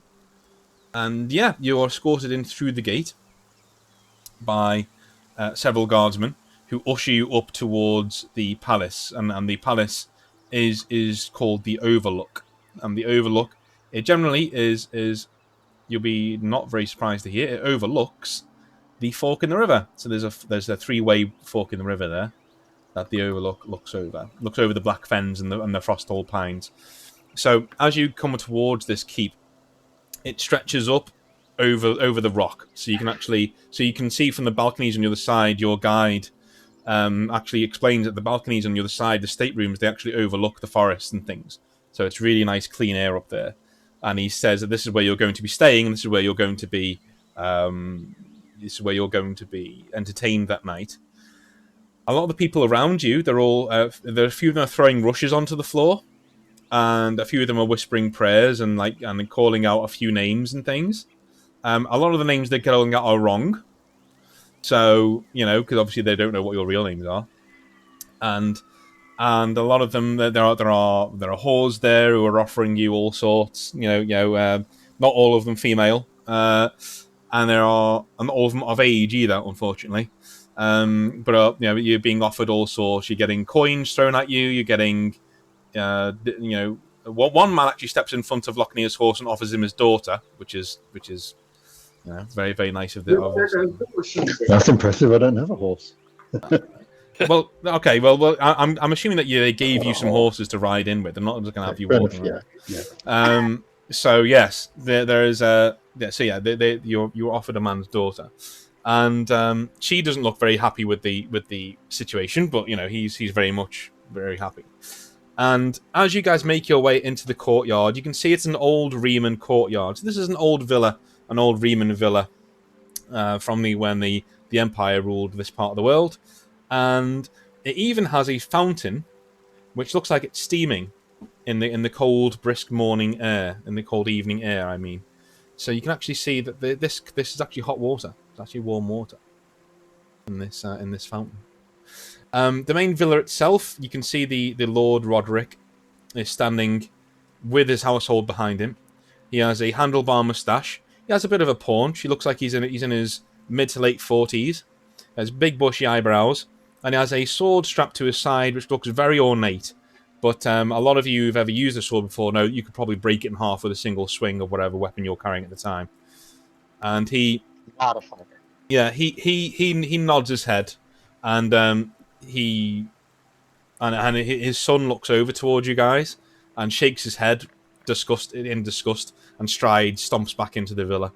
And Roderick steps forward and says, "Welcome, my friends, and Alaric, if you could please return the horses to their stables, when they've dismounted, of course. Meals are being prepared in the servants' quarters. Feel free to partake, and come into the main reception area whenever you're ready." And he nods and walks back into the villa. And Alaric turns round to you guys and says, "Well, welcome to the Overlook. I'm sure you can persuade yourselves of food."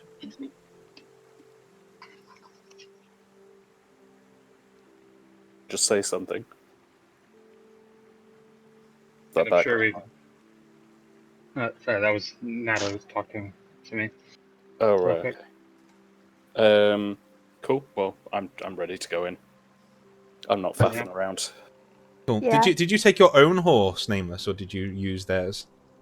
No, I don't trust these guys, so they can provide me with one of theirs. Cool. So they take your horses into the stables, and it's actually a really nice evening. So there's a golden sunset on the horizon at the moment, and it's actually making the hue of the place as you can hear all the birds and the trees.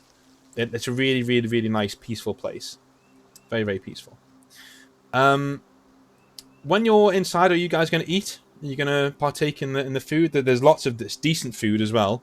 Your men are ravenous. They're looking to get in there very straight away. I won't be. Okay. Given the obvious predilection for. I was going to say for obvious reasons. Yep. Arden and Lochnear, are you going to have some food? I'm gonna follow, even though I know Nameless won't really eat human food. I can tell that he's wary, and I'm gonna kind of follow. Oh no, we'll eat human food. I'll dive in with gusto. Yeah, cool. So as soon as Lochnear goes in, the men just dive in around him, and Bjorn's there. He rips off a leg of a chicken and just starts gnawing on it. And it's a mighty hearty meal, and there's good ale there as well. And even a little bit of wine, which you've not had in a few years. So there's a little bit of wine. It's not very good in this part of the world, but it's wine. Yeah. And before long, you guys are called through into the main reception area of the building.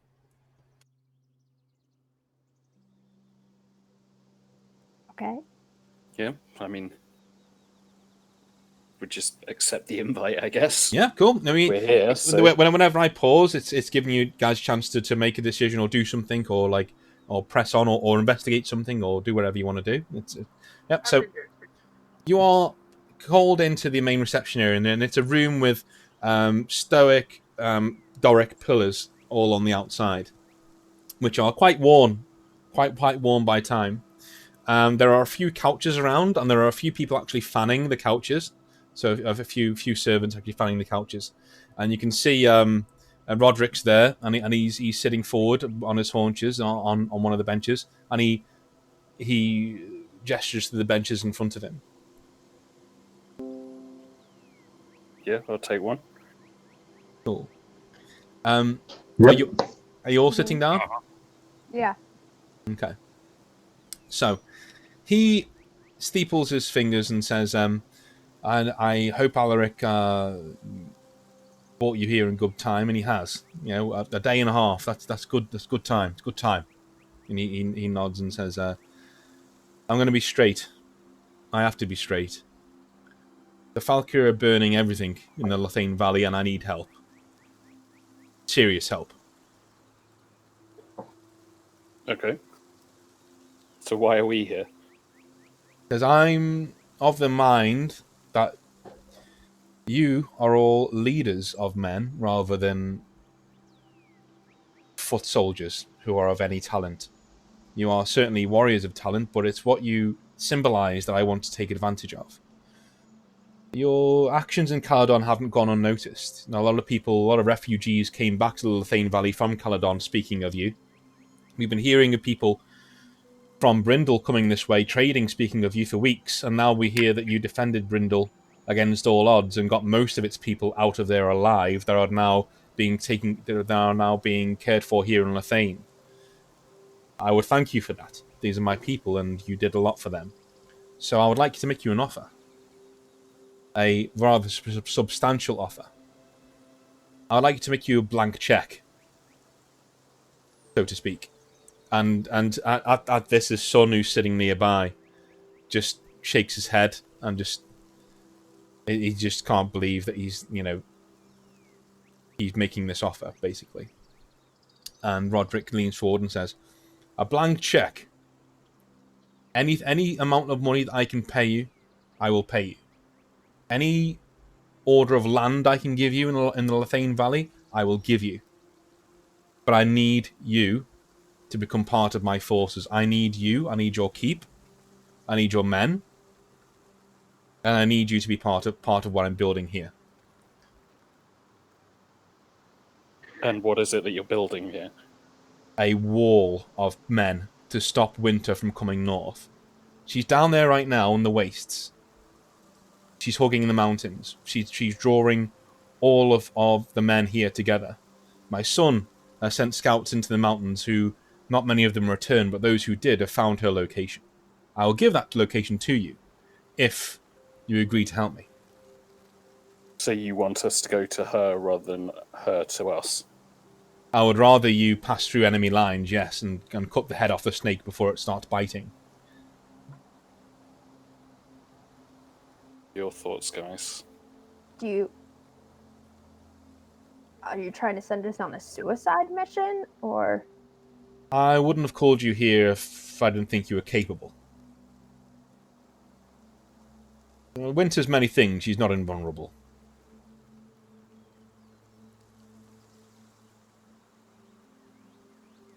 I mean, how many men does she have, and how many men are we going with? He leans back and gestures to his son, who sighs and says, "She has several hundred men, but they're all deployed in the marshes at the moment, keeping an eye out for our forces who may be making a push on them. She's going to try and run north, right through the Lothain Valley to get to the sea. From the sea, she'll take a ship to a gathering, I imagine, that they're having over the next couple of days. She's going to take our heads with her as her... how do I put it?" And Roderick, who you think is a man who has more of a sense for coin than he does for swords, he goes, "Down payment." "Just so, father. Yes, down payment.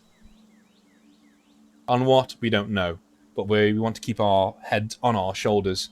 And we find that having you in that keep, not helping anyone, helps no one, as you may imagine. Yeah? We want you here with us. And if you can go through the mountains, if you can find Winter and cut off her head, we may see this army scatter before it actually becomes a full force." You know how many men she has with her? About 700. But you said they were positioned away from her. Yes. So how many does she have specifically with her? That I don't know, I'm afraid.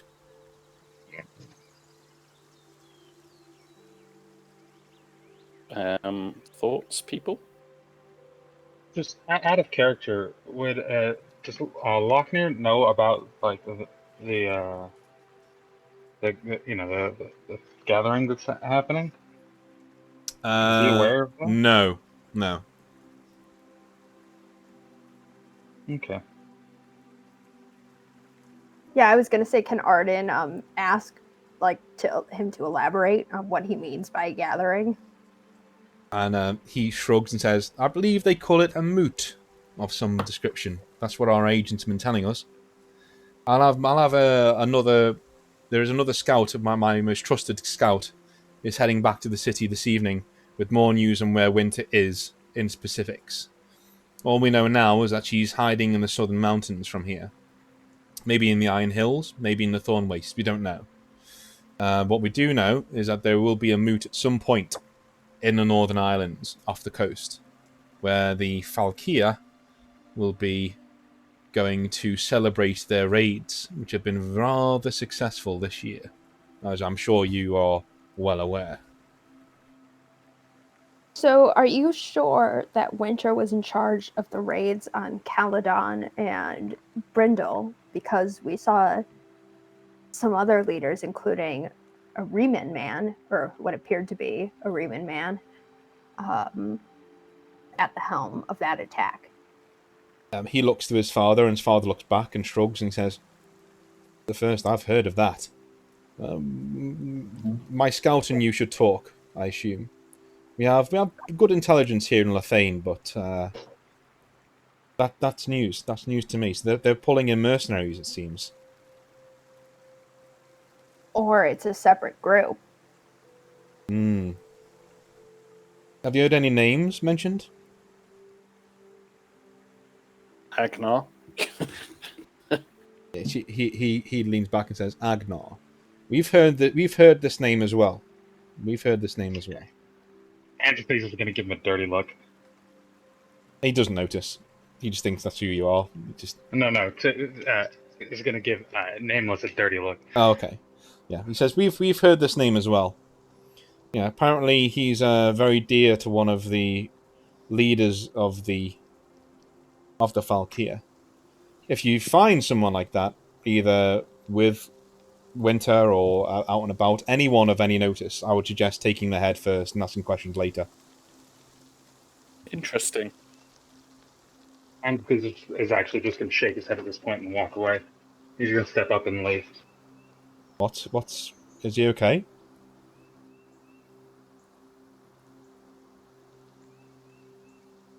Are you asking him or are you asking us? Well, he's gone, so he's asking you. Oh, right, okay. I don't know. Frankly, I don't even know who he is. He turns to you, Lochner, and says, "What about you, big man? Are you okay fighting your kinsman?" Doesn't bother me. If he's coming at me with a sword, I'll come at him with a sword. Even bigger. As long as the coin keeps flowing, am I right? Yeah, mostly. He nods and says, he's... That satisfied him a bit. He says, my name's Ahern, and my father is,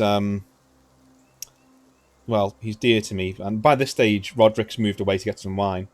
He says, my father's dear to me, but he has no head for things like this. It's why we've been so slow in reacting to the danger. And it shames me that foreigners, or outlanders as the case may be, have been taking the sword to these invaders while we have been sitting here behind our walls. I would remedy that. And he gestures for a trunk to be pulled forwards, a chest. It's opened, and these are gold pieces. There's not copper bits. These are gold pieces, little shards of gold. And he says, enough there to start a mercenary company all of your own. And it's yours if you will but help me. So when you said a blank check, it wasn't actually a blank check. If you want more than this, you can have more than this. There is a blank check. This is just a taster. Because I need you to be strong. I need you to have men around you. If you're going to owning a beat city, Romans. Sorry? our price. Do this, we'll have Lothain.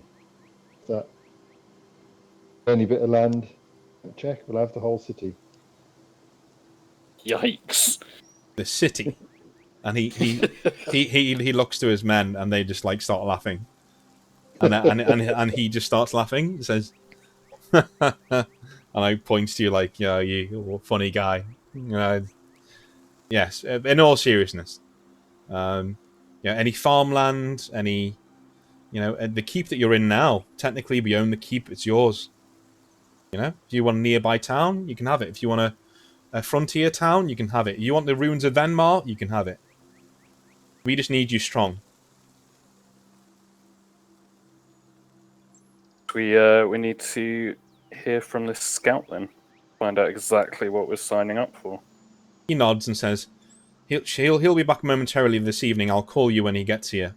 Your rooms are just adjacent to this chamber. And he nods to you guys and walks out. I'll see you later on tonight. Okay. Okay. So I will just rest and... You guys are oil left my in the armor reception and area if you want to have a talk. If you want to talk about things and what's going on.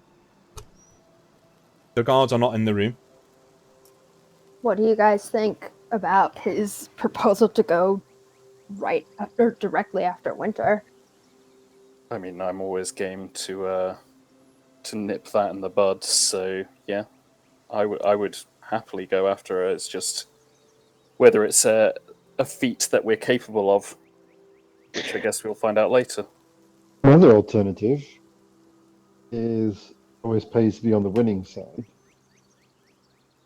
If we go and talk to Winter, fly with her, and her clear out the valley. Well, this took a turn. I'm not comfortable with slaughtering all the Lothain people and bringing it to some moot. That's my thought. Putting it out there, I also think we kind of need to speak to Agnar, and find out what the fuck is going on there. Although we still only know him as Androcles, right? No, because we heard the mayor call him. You heard someone call him. You heard one person call him Agnar. And then he murdered the mayor, who happened to after I stepped in the way to stop him. So I don't know. When I did murder him, it was he had broken away and set the fire to the inn. I don't know. None of you guys were actually next to me when I did. You're the only one that saw that. We saw you take off after him, didn't we? Yeah. Because he buggered off and take off with his ran away, and you went after him, and he didn't come back. So yeah, but I didn't have to step around you guys to do that. He had no. To the end, and then it was the time before that I stepped in the way, as I recall. Yeah. But, yeah. So I think that's a conversation that needs to happen at some point to find out exactly what this Agnar situation is, because I'm uncomfortable with it personally. Yeah. I don't like not knowing stuff. Yeah. So you can do that right now if you want. It's up to you. Oh, yeah. Because when Androcles left the room, he would have imagined, just looked for somewhere where he could just be by him, like be away from the whole mess. There are a few hallways that are quite airy at this time of night. Yeah, you can go and chill out in. There's like benches and stuff. Yeah, feels like a bench. Let's do this on the outside. So you guys are still on the inside, and Androcles, you're on the outside, and you're just sitting in one of the courtyards on a bench. And a servant boy comes up to you and says, "Wine, sir?" And he has like this big jug of amphora of wine. Androcles is just gonna wave him off. Can't drink wine anyways. He just nods and says, "Yes," and he walks off. And so what are you thinking about as you're outside? as much as he like is kind of coming to the point of he's feeling like he needs to stay with these people. If this whole Agnar thing is going to end up being like, you know, um, like if they're gonna, he doesn't want to talk about the Agnar thing, so he's gonna stay away from them for a bit until this whole thing ties over. He'll go and attack Winter because, he doesn't want to let this whole valley get overrun by them. But you see on the other side of he's the concerned. courtyard there is a man in flowing robes, and he's clicking for his servants to come behind him, and they're carrying several shawls. They look like stands that you'd place like clothing on and things like that. He said, "Come! We need to see the Lord." And he's walking in the house, and he says, "You there?" and points over to you, Androcles. I'll just give him like a flat look, like, what is this whatever this person is? Says, are you looking for work? I was looking to make a couple of 100 copper pieces. Yes, it'll take an hour. And what work is that? Because I'm just gonna kind of look at his clothes and then pat my axe. Is like, I don't know what work you've got, but he says, not my work. I need you to be magnificent, my boy. I need you to model something for me, for the Lord. You see, I'm looking to sell some of my wares. I need a strong presence. I need a strong, muscular frame. And just things are gonna look at him in like kind of like confusion and with a little twinge of horror. Like, I'm sorry, what? Yes, all you need to do is put on my wares and stand in front of the Lord, and I will pay you, 10% of what I make. How's that? Yes? I need to be on the next ship out of here tomorrow morning, so if we could hurry this along. How much do you stand to make? Well, I don't know. The last deal I made was around 20,000. So I hear this man's very wealthy. So yeah, there'll be some good money in it for you. It'll take but an hour of your time. He's just gonna give him and Androcles is kind of feeling like it might be getting near time for him to get out of Dodge if this is where this is going. Because as much as he wants to go and kill Winter, if the people he's with aren't going to trust him, and they're gonna if this is gonna become a point of contention, then he would like to be sitting on some amount of money that can actually get him out of there. But he's gonna make it very clear to this guy that if he's gonna do this, there can be absolutely no way that his face is shown, because this is he's not gonna say it out loud, but it's gonna make it clear that he needs the money, but this is kind of an embarrassment to him. He just nods and says, okay. I was rather hoping we'd apply some powders, but all right. Come on. Androcles is going to regret this immensely, Okay, so but he's going to go along with this. So he wants to sit on some money to get out of town. I guess. So you head off with this man, and as a Nameless walks out of into the courtyard, he sees no one there, like you've bailed essentially. So I'll just inform the other guys that he's disappeared, which is very strange considering all we did was mention his name, Agnar. Guilt, perhaps. So a few like an hour passes, and you guys are having a conversation in the reception hall. The sun's going down, and after a while, you've had a few glasses of wine and a few bits of ale, a few bits of food. Oh, well, two of you have. There's a bustle as the Lord Roderick comes in to the room and says, "I hope you don't mind, my friends, but I'm having a viewing of some pieces of artwork and ceremonial blades and things I'm having into my collection brought to me now in this room. You can stay here with me if you wish." I'm definitely staying. But I have to. There's some business I need to attend to. If you don't mind, being quiet whilst I discuss this with the merchant. It'd be fantastic. His name is Tyro. He's one of the best. They're one of the best collectors this side of Ramira. I promise you'll be astounded by what he's bringing. Don't I'm have much so else, waiting. I'm right? so waiting for the gimp suit. I mean, this is going to be offered, but Androcles made sure his face was entirely covered and is going to stay that way. Yeah, but how many people have Androcles' frame?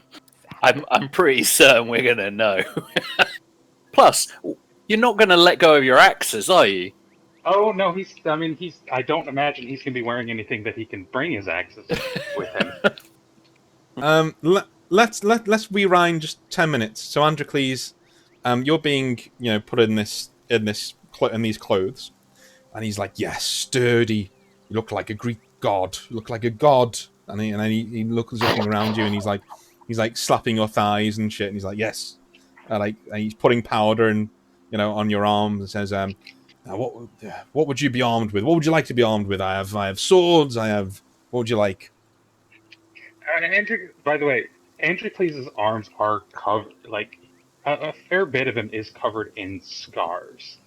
He has not, it's not been, I mean, they're old scars, but they're there.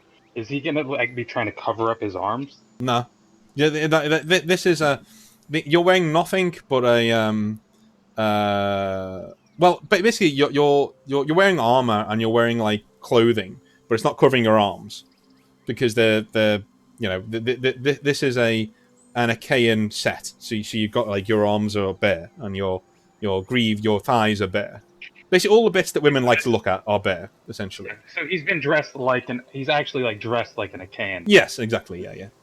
And in fact, as the assistants are dressing you, you sort of like take over and just push them away and start doing the straps yourself. It's like, for God's, and you start doing it yourself.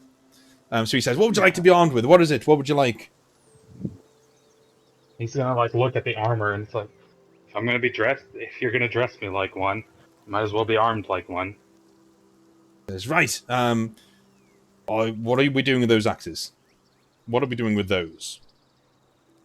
He's gonna, if they like reach for them, he's gonna just kind of stand up. It's like the axes will stay until I come back, until this is done, and I'll come back for them myself. You could put them on your back. And he like turns you around and looks you up and down. Yeah, we could slot them up here if you wish. Oh, you could be armed You to want the to dress teeth. me like an Achaean with Valkyr weaponry? Yes, armed to the teeth, where two worlds meet. Yes, it would be a fantastic presentation. I tell you, and he goes and brings like an Achaean sword and puts it to your side and says, "Yes, when I give you the word, I want you to whip this out, yes, and shout Excelsior, yes." No. Right. Just a flat no. Right, and just yes, axes on the back and sword on the side. And I have. You said you wanted your face hidden, yes? And he turns around and says, Entirely. "Yeah." He's attached a face guard to a helmet, and he just puts it on your head. Says, "There you go.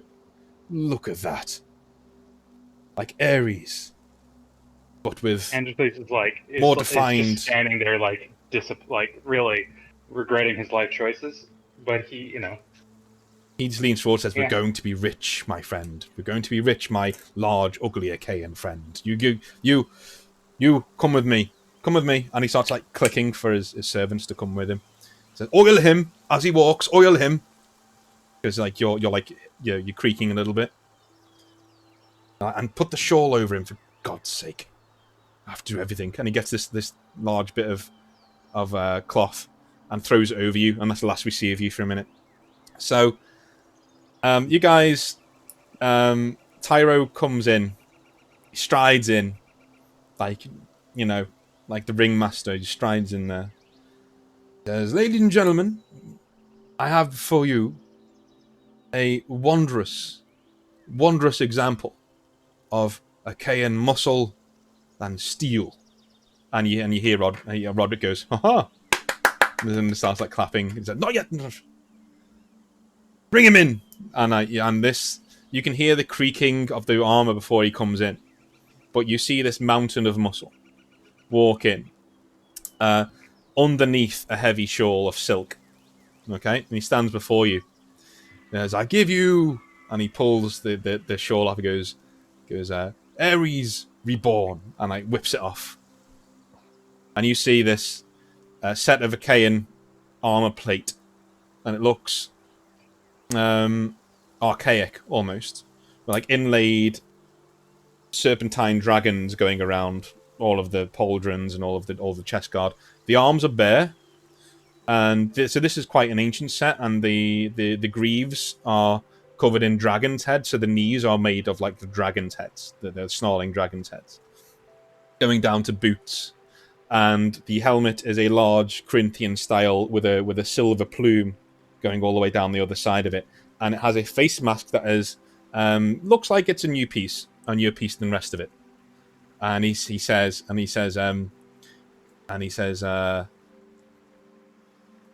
Tyro comes around and says, right now, and whip the sword out. Go. He will draw the sword in proper, like as if he's drawing a weapon for a fight, no big flourish, just have it ready, like a strong fast draw, but not like no flourish nonsense. Tyro says, and say the word. He's just not gonna react to that. Okay, so Tyro, he'll have like a little bit of a grunt as he like pulls it out like properly, but he's not going to say anything. Tyro like walks behind you and just goes Excelsior, and then walks around the other side again. Yes. Questions. I think the minute that the thing came off, we would have been able to tell that this was Androcles because no one else looks like this. Or So like everyone roll perception check. Oh. He's also probably never seen him without his iron halberd. But don't forget that like no one is built like that. Oh, I know. I'm certain that this is gonna figure out. He really did not expect you guys to be here, so he's actively not looking in your direction. Mm-hmm. Does Lothain want to roll one? Or is Lothain already drunk? Probably already drunk, to be fair.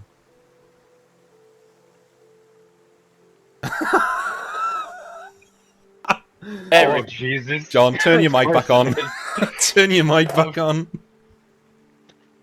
Whatever you've done to gone silent, I'm going to need you for this bit now.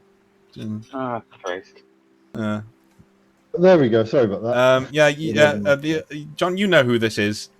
And Lothain, you know exactly who this is. And you're determined to have a bit of fun with it. Because no one else has cottoned on. They're like, oh, I know this guy. I know this from somewhere. But they're sort of thinking it's not him. It can't be him because like, why would it be him? Because he would never do something like this. Ever. Yeah. But you shared more of Androcles than other people have. So you know exactly who this is. You recognise the sword he whipped out. Yeah. Yeah. I'll bet. I recognise that sword anywhere. And Androcles, you know Lothain has twigged you. You know he knows who you are. Under my breath, just fuck.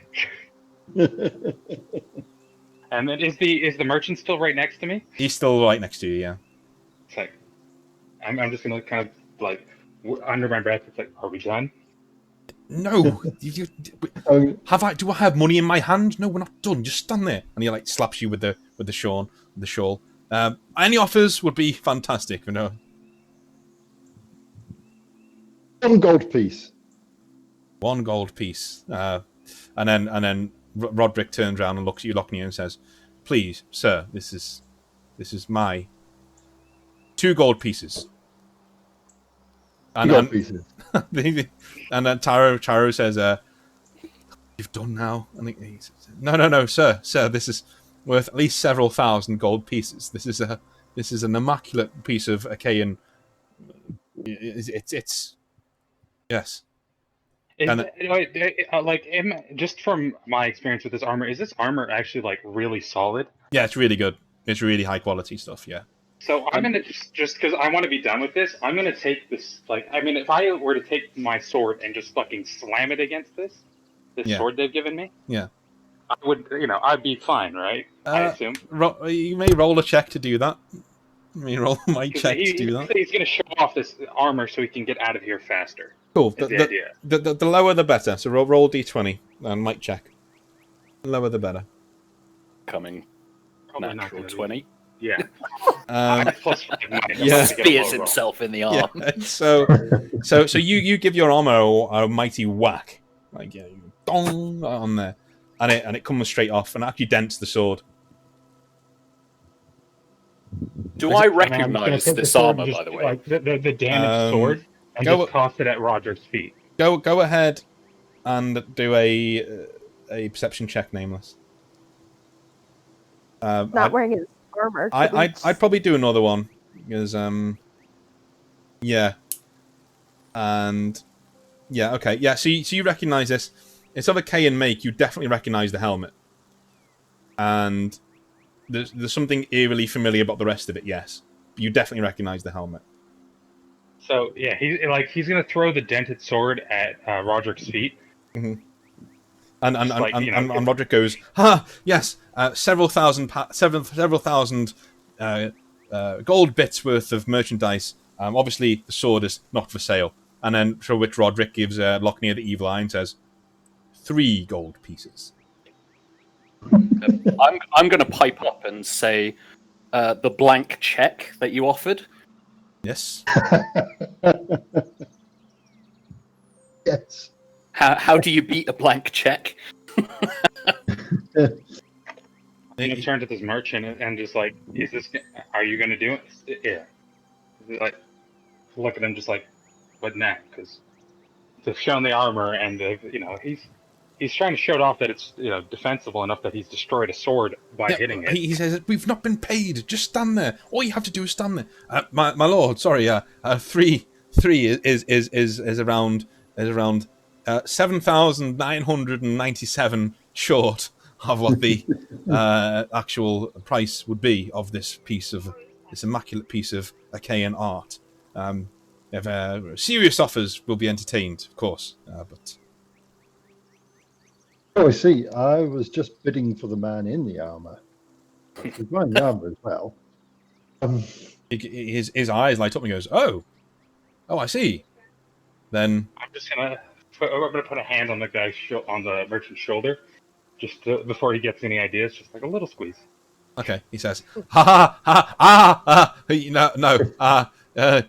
This is a volunteer, a recent addition to my entourage. No. He will be no, he'll be leaving us very very soon, very soon. After as soon as our business is finished." Where's he going? Where are you going? He's not gonna say anything. He- He's gonna whisper. He's gonna whisper in his breath. Doesn't matter. His tongue was cut from his head from a Falkir slaver when he was but a boy, and he is a eunuch of incredible skill with a blade. He knows no other function than to serve. Out of game, can we all tell that it's him? Like, have we all worked it out yet? Go ahead and roll perception checks for me. What were you going to say, Lochner? I always thought there was something odd about him. Wow, guys, just not feeling the love. Since you've all heard what Nameless said, what Lochner said there, you're pretty certain that that this is who you think it is. Like things are clicking together. Arden is shaking in her seat, trying not to laugh, like trying to hold it in, like visibly shaking. Yeah, no, Androcles is now like itching to get out of here because he was hoping to get actual money, and it does not seem like this is happening. I will reiterate to the Lord that, if he wants me to defend this city, I'm having that armor, and I'd like the 1 gold that that Lochner offered for the man in change because I don't want the man. he nods and says, "A eunuch is of no use to me." Wow. Roderick looks and says, I will bargain for this armor. I will do this on the understanding that if you should fall in battle, the armor returns to my estate to be held as a trophy piece, as a piece to celebrate the man who wore it. As long as I get a statue, yeah, I'm cool with that. I will keep it in mind. He says, No, 7,000... you will make a statue. He says, 7,000 gold pieces, then take it or leave it. And the guy, and the Tyro nods and says, I will take it. Thank you very much. Thank you very much. Take a bow. There he is. Take a bow. I won't bow, but he will give a little bit of a nod, which is as much as he's gonna get out of him. Roll for turn. grace. Roll a d20. I'm gonna heckle as well. I'm gonna ask him to curtsy. Is there anything nearby that I could throw? There's swords on the floor. I mean, Yeah, it's a dented sword. okay, yeah. So you roll. No, I'm just gonna look like completely like above all of this bullshit. Just yeah, I'm gonna go the full Ares route. Like you I'm can just gonna, like, you can stride out now. Middle finger and walk away. You can stride out now. Yeah, he fucking strides out, and Okay. he looks glorious doing it. Okay. So He doesn't mean to look glorious. He just means to get out of there, but he somehow just manages to look glorious doing it. an hour or two later, we have Androcles. Nameless. In your room, there is a piece of armor there on a rack now. All of it's there. You know the greaves are a replacement, so they're not yours. They're not something that you remember. And obviously the wrist guards as well are a recent addition, but the cuirass and the helmet are the same. And this armor, I will give you stats for it next time. But yeah, it's generally take the armor that you have now, but you're allowed a reroll. Okay? For this session, you're allowed a reroll, one reroll, and next session you'll have proper stats for it. Excellent. So, Androcles, you're met by Tyro outside as the night is fully on now and everyone's pretty much going to bed. And he gives you 700 gold pieces. And he says, if you ever require work, I could use you again. 10% every time.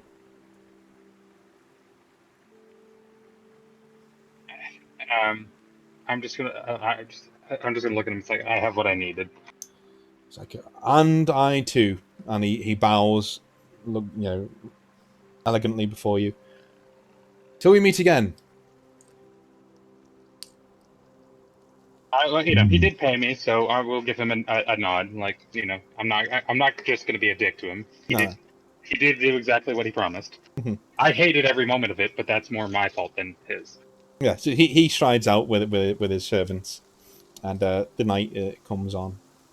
So, in the night, there is some commotion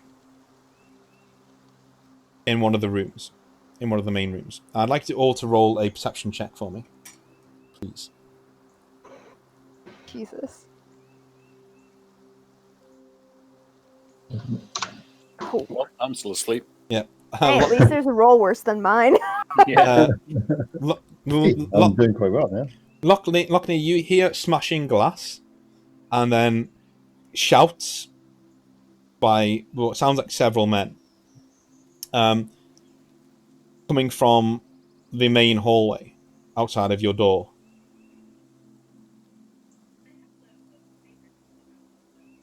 Are we in separate rooms? You're in separate rooms.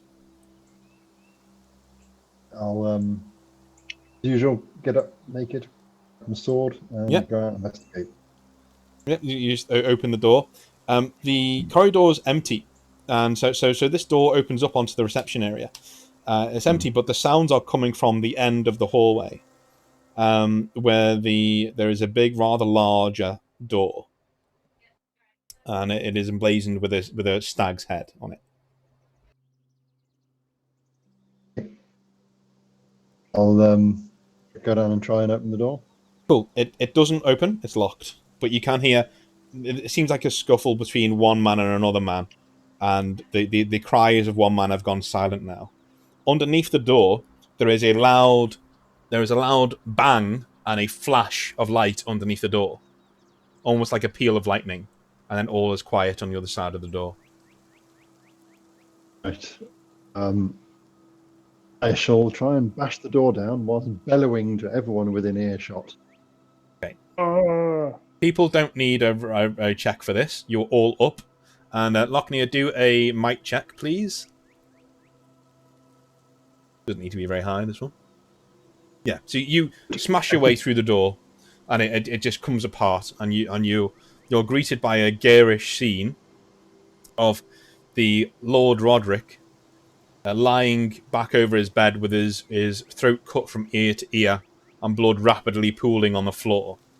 His son runs round the corner, pulling on his armour, shouting for his father, and sees you standing over this body with a sword in hand. And he says, "What have you done?" Dude, do you seriously think I'd break the door down and then cut somebody's throat with a greatsword? While naked. While naked, you silly boy. So Get clearly any it's blood somebody on who's just gone out of that window. Okay, And I pointed to the window that's broken. do a guile check. I have a +8 because that was really well explained. So do a +8 for me. Right, what's my guile is? I'm glad you given me the +8. That's rather.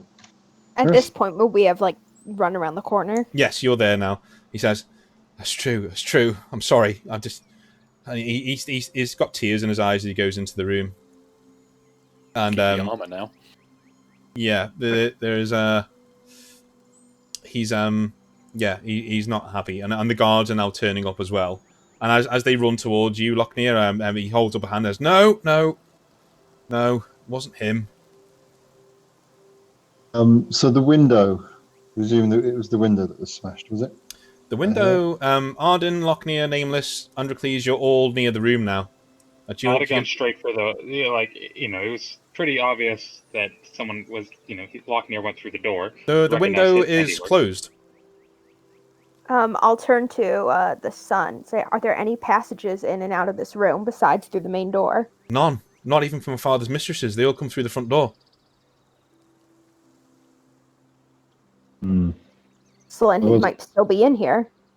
There was a bright flash. As you say that, Arden, all the guards unsheath the weapons, and Ahern does too. He unsheaths his weapon. He says, "True." He's got tears in his eyes, which turns around to the men and says, "Guard the doors. Guard every single door in and out of the Overlook. Don't let anyone leave." And he says, "Magic was involved here. There was a bright flash. Just broke the door down." Is there any marking on the floor to like that? Yeah, like there is. Sort of, like Androcles would look like some sort of flash powder or something, or anything on the floor. There are several scorch marks on the floor. And Androcles can investigate them then. Cool. Would anyone else like to investigate the room? Obviously. Yeah. I could look to see if there were signs of anyone hiding or something. Cool. Ahern leans down. He's cradling his father and is whispering to him and stuff. And all of you need to roll perception checks for me, please. Jesus. Cool. Not high enough. So Arden, I will let you re-roll, and Lochnia, you may re-roll as well. Cool. Okay, Arden, you may re-roll one. Well, I'd say. And you may re-roll again. There's no time limit, so okay. So, eventually, you guys can all see that there is scorch marks along the floor. And there is also a glass shattered along the floor as well. And as you follow the eyes to where the glass has come from, there is a dresser there where some of Roderick's female companions has considered a vanity.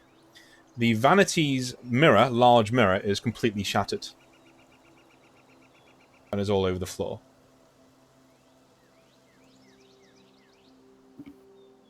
Do we recognize, are the marks in any sort of pattern? No. Okay. Not to you. Behind the vanity. No, there's nothing. If you look behind the vanity, there's just wall. There's nothing. Doesn't seem to be anything there.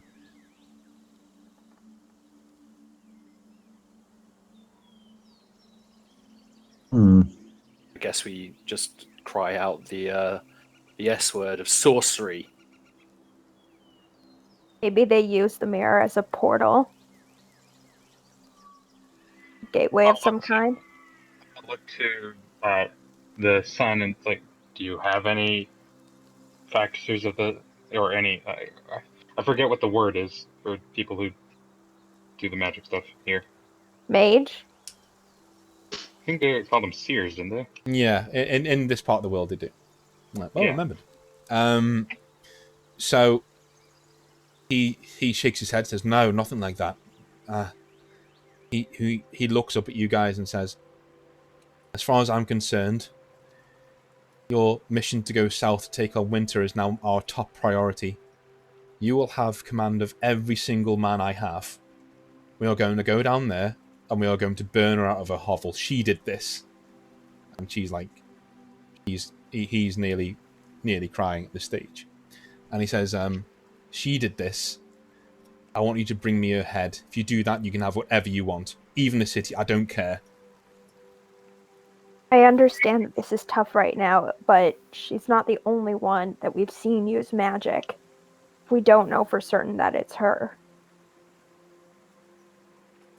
He just shakes his head and says, "This has her stink. This has her stink on it."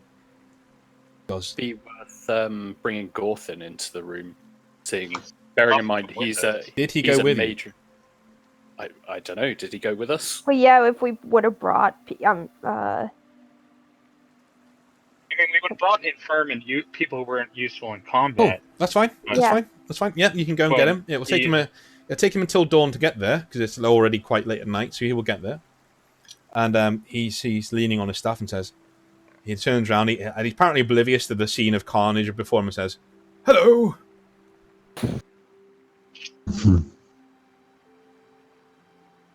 Andrew is just going to say, was magic done here last night? He looks around and says, "Oh, there's a dead man down there." Yes. And he's like looking and says, He like touches him and says, "No, he didn't die very happy." And then I'm gonna kind of guide Galton towards the scorch marks on the ground. he just runs his hand over them and says, "Hot." And he looks up towards the mirror and goes, "Huh," and walks over there. And he basically looks at the actual desk for quite a while. I'm going to just roll d20. Okay. So he turns back and says, "There is an illusion on this desk. can you break it? Can I?" And he puts his hands on the desk and it comes away. This illusion comes away. And you can see on the desk there is one white handprint in almost like in paint, but it's smoking. And it's almost like someone's leaned out from like climbing out and has put their hand on here by accident. And it's smoking white. And he says, I suppose that was it. And he looks over and says, "Do you want me to burn him?" And points to Roderick. To which like several guards in the room start muttering violent curses. I guess Guess it was you have winter. to ask its son. He just shrugs and says, "Cheer up, lad. At least you can see your parents, eh?" And he looks at you, nameless, like he just shared like a fantastic joke, like he just thought of it. He's just, and as soon as he like kind of put a hand on Gotham, it's like, can we follow them to where they've come from? How they gotten here, or how they got away? He says, I'm not climbing through a mirror. He says, "I'm afraid not. Not if it's broken."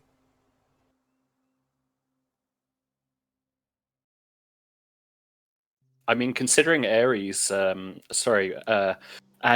here likes to do modelling, I'm assuming he has a mirror maybe we could use. Androcles is going to actively ignore that entire section. By the way, like after Androcles got back to his rooms, he spent like ages like just scraping the oil and grossness off of him. It was all a very unpleasant experience, but he got a shit ton of money for it. So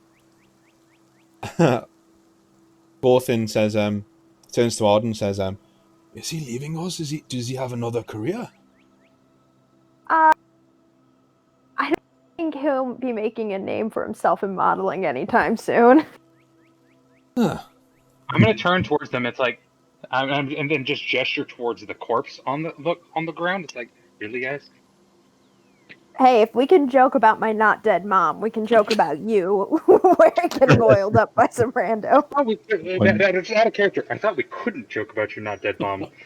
No, she just has not had like time. Like, there's been no chance to like process it, and like, what is she gonna do about it right now? It's like one of those things where she just is like, there's literally like nothing to do about it, and no time to really think about it yet. Ahern stands up and says, "I will have men ready by midday. We're marching south. We're taking winter. And we're safeguarding this valley. I'm sick of this. I'm Lord of Lothain now, and this is what we're doing. Come with me and earn your money, or stay here and don't. Makes no difference to me."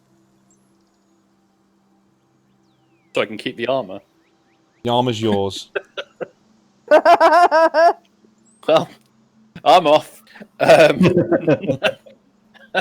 I thought Nameless doesn't like his material possessions.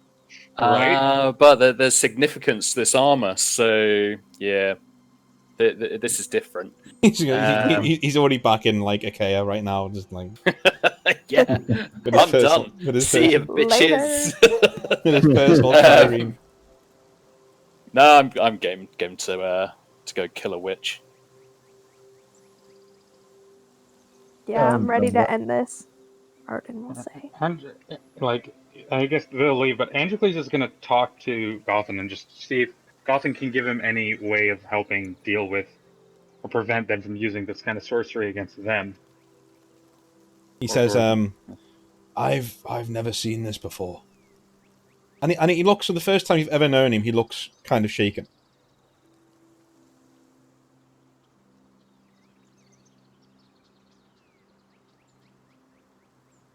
I mean, Then can't you? It's like, is there any way we can try to prepare? Just against sorcery in general? I've never perhaps set wards. I don't know. I will have to think. I will have an answer for you when you return. I will be in the whorehouse. Arden just raises her eyebrow at his age. He just shrugs and says, "You can even use a whorehouse." "Magic can do many things to many things, my dear." And smiles a toothless smile. Every man has needs. Gags a little bit and needs to step away because there's some images popped up that Androcles will never unsee. Well, I mean, Gorthin, if you're needing a hand, I hear this guy over here likes to dress up as gods and do things for money. We'll actually just punch him in the face at this point. You can certainly like do that. Androcles was trying to be good about this, but he's just going to straight punch him in the face. Okay. Roll a might check for me, and Nameless. Would you like to roll a speed check just to get out the way? Speed check. Speed check. Speed check. Feel like I'm about to take a right hook. The noggin. I think you Have are. a look. Oh no! Ooh. Okay. Ooh. Jesus Christ! Interesting. Jesus Christ! Okay. We can either do this one or two ways. You guys can do a decider, or I can take this and run with it. What would you like to do? I'm good either way. I'm curious, I want to see where you're going with it. Let's go. Okay. All right. So as Androcles goes to swing at Nameless, Nameless sort of sees it coming, and he grabs your wrist in sort of an Achaean legionary grip, just grabs it, and you go to swing with the other one, and you're both like tussling. As you're tussling, you head towards the window, and before long, you go to both throw each other out the window, and you both go flying out of the window, breaking it. Nice. What floor are we on? The fourth. So Oh, we're gonna be taking. Let's take some damage. I'm gonna roll a D. Could we possibly make a speed check to try to grab onto a ledge or something as we go down? You're grabbing onto each other, so okay, that's 1 damage. There you go. So you take 1 damage from the fall. You're obviously in heavy armor, so you go sliding down the hill, and you guys will end the session just punching living daylights out of each other in a bush somewhere. Nice. And Ahern stands up and turns to the two of you who remain and says, "They're not going to be a problem, are they? We have enough fight to deal with tomorrow." Just shrugs and says, "It's pretty par for the course." Yeah. These are Kayans, you know, barbarians. They are barbarians. And that's how There's we'll the end. guy who breaks every door he sees. And that's how we'll.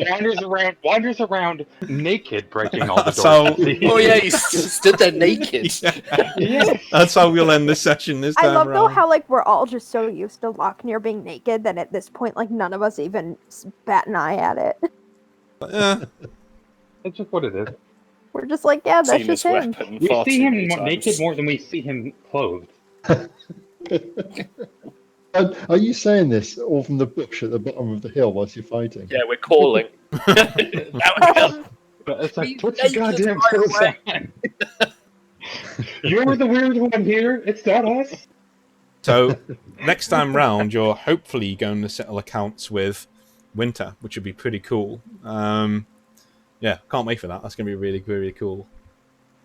So, and I'll do some rolls off screen to see what's happening in Lothain Valley up until now. Cool. Yeah. So you said that you wanted to do the next one really soon after, didn't you? yeah, so we'll probably do it on Saturday. If that's all right with anyone else. We'll probably do it That's normal. good. Question: Could be, yeah. how many days until we make for winter? Literally the next day, like the same day, like you're dawning and Yeah, you're going to be going at like Never noon. mind. Yeah.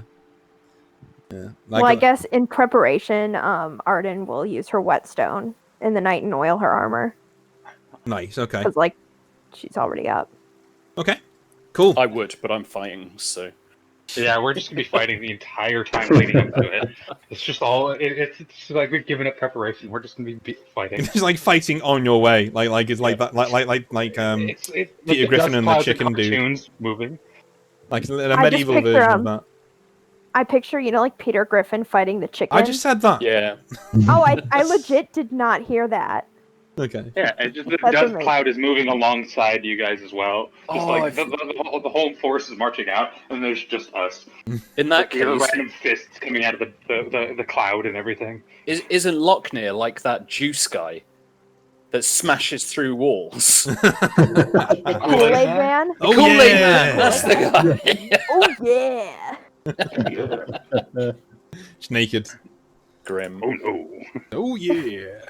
All right. Arden's just face palming. I'm gonna go and get something to eat, but I'll see you guys on Saturday. Thanks very much for that. It was really fun. Cool. Yeah, Cheers, cool. guys. Bye. Bye. Bye. So things hotting up, as you may see. Next time around, there's going to be a lot more action than was in this time. This time was more role playing, more seeing where things go and what's happening. So I'll see you on Saturday, and yeah, you get 2 episodes this week. Lucky you. See you then.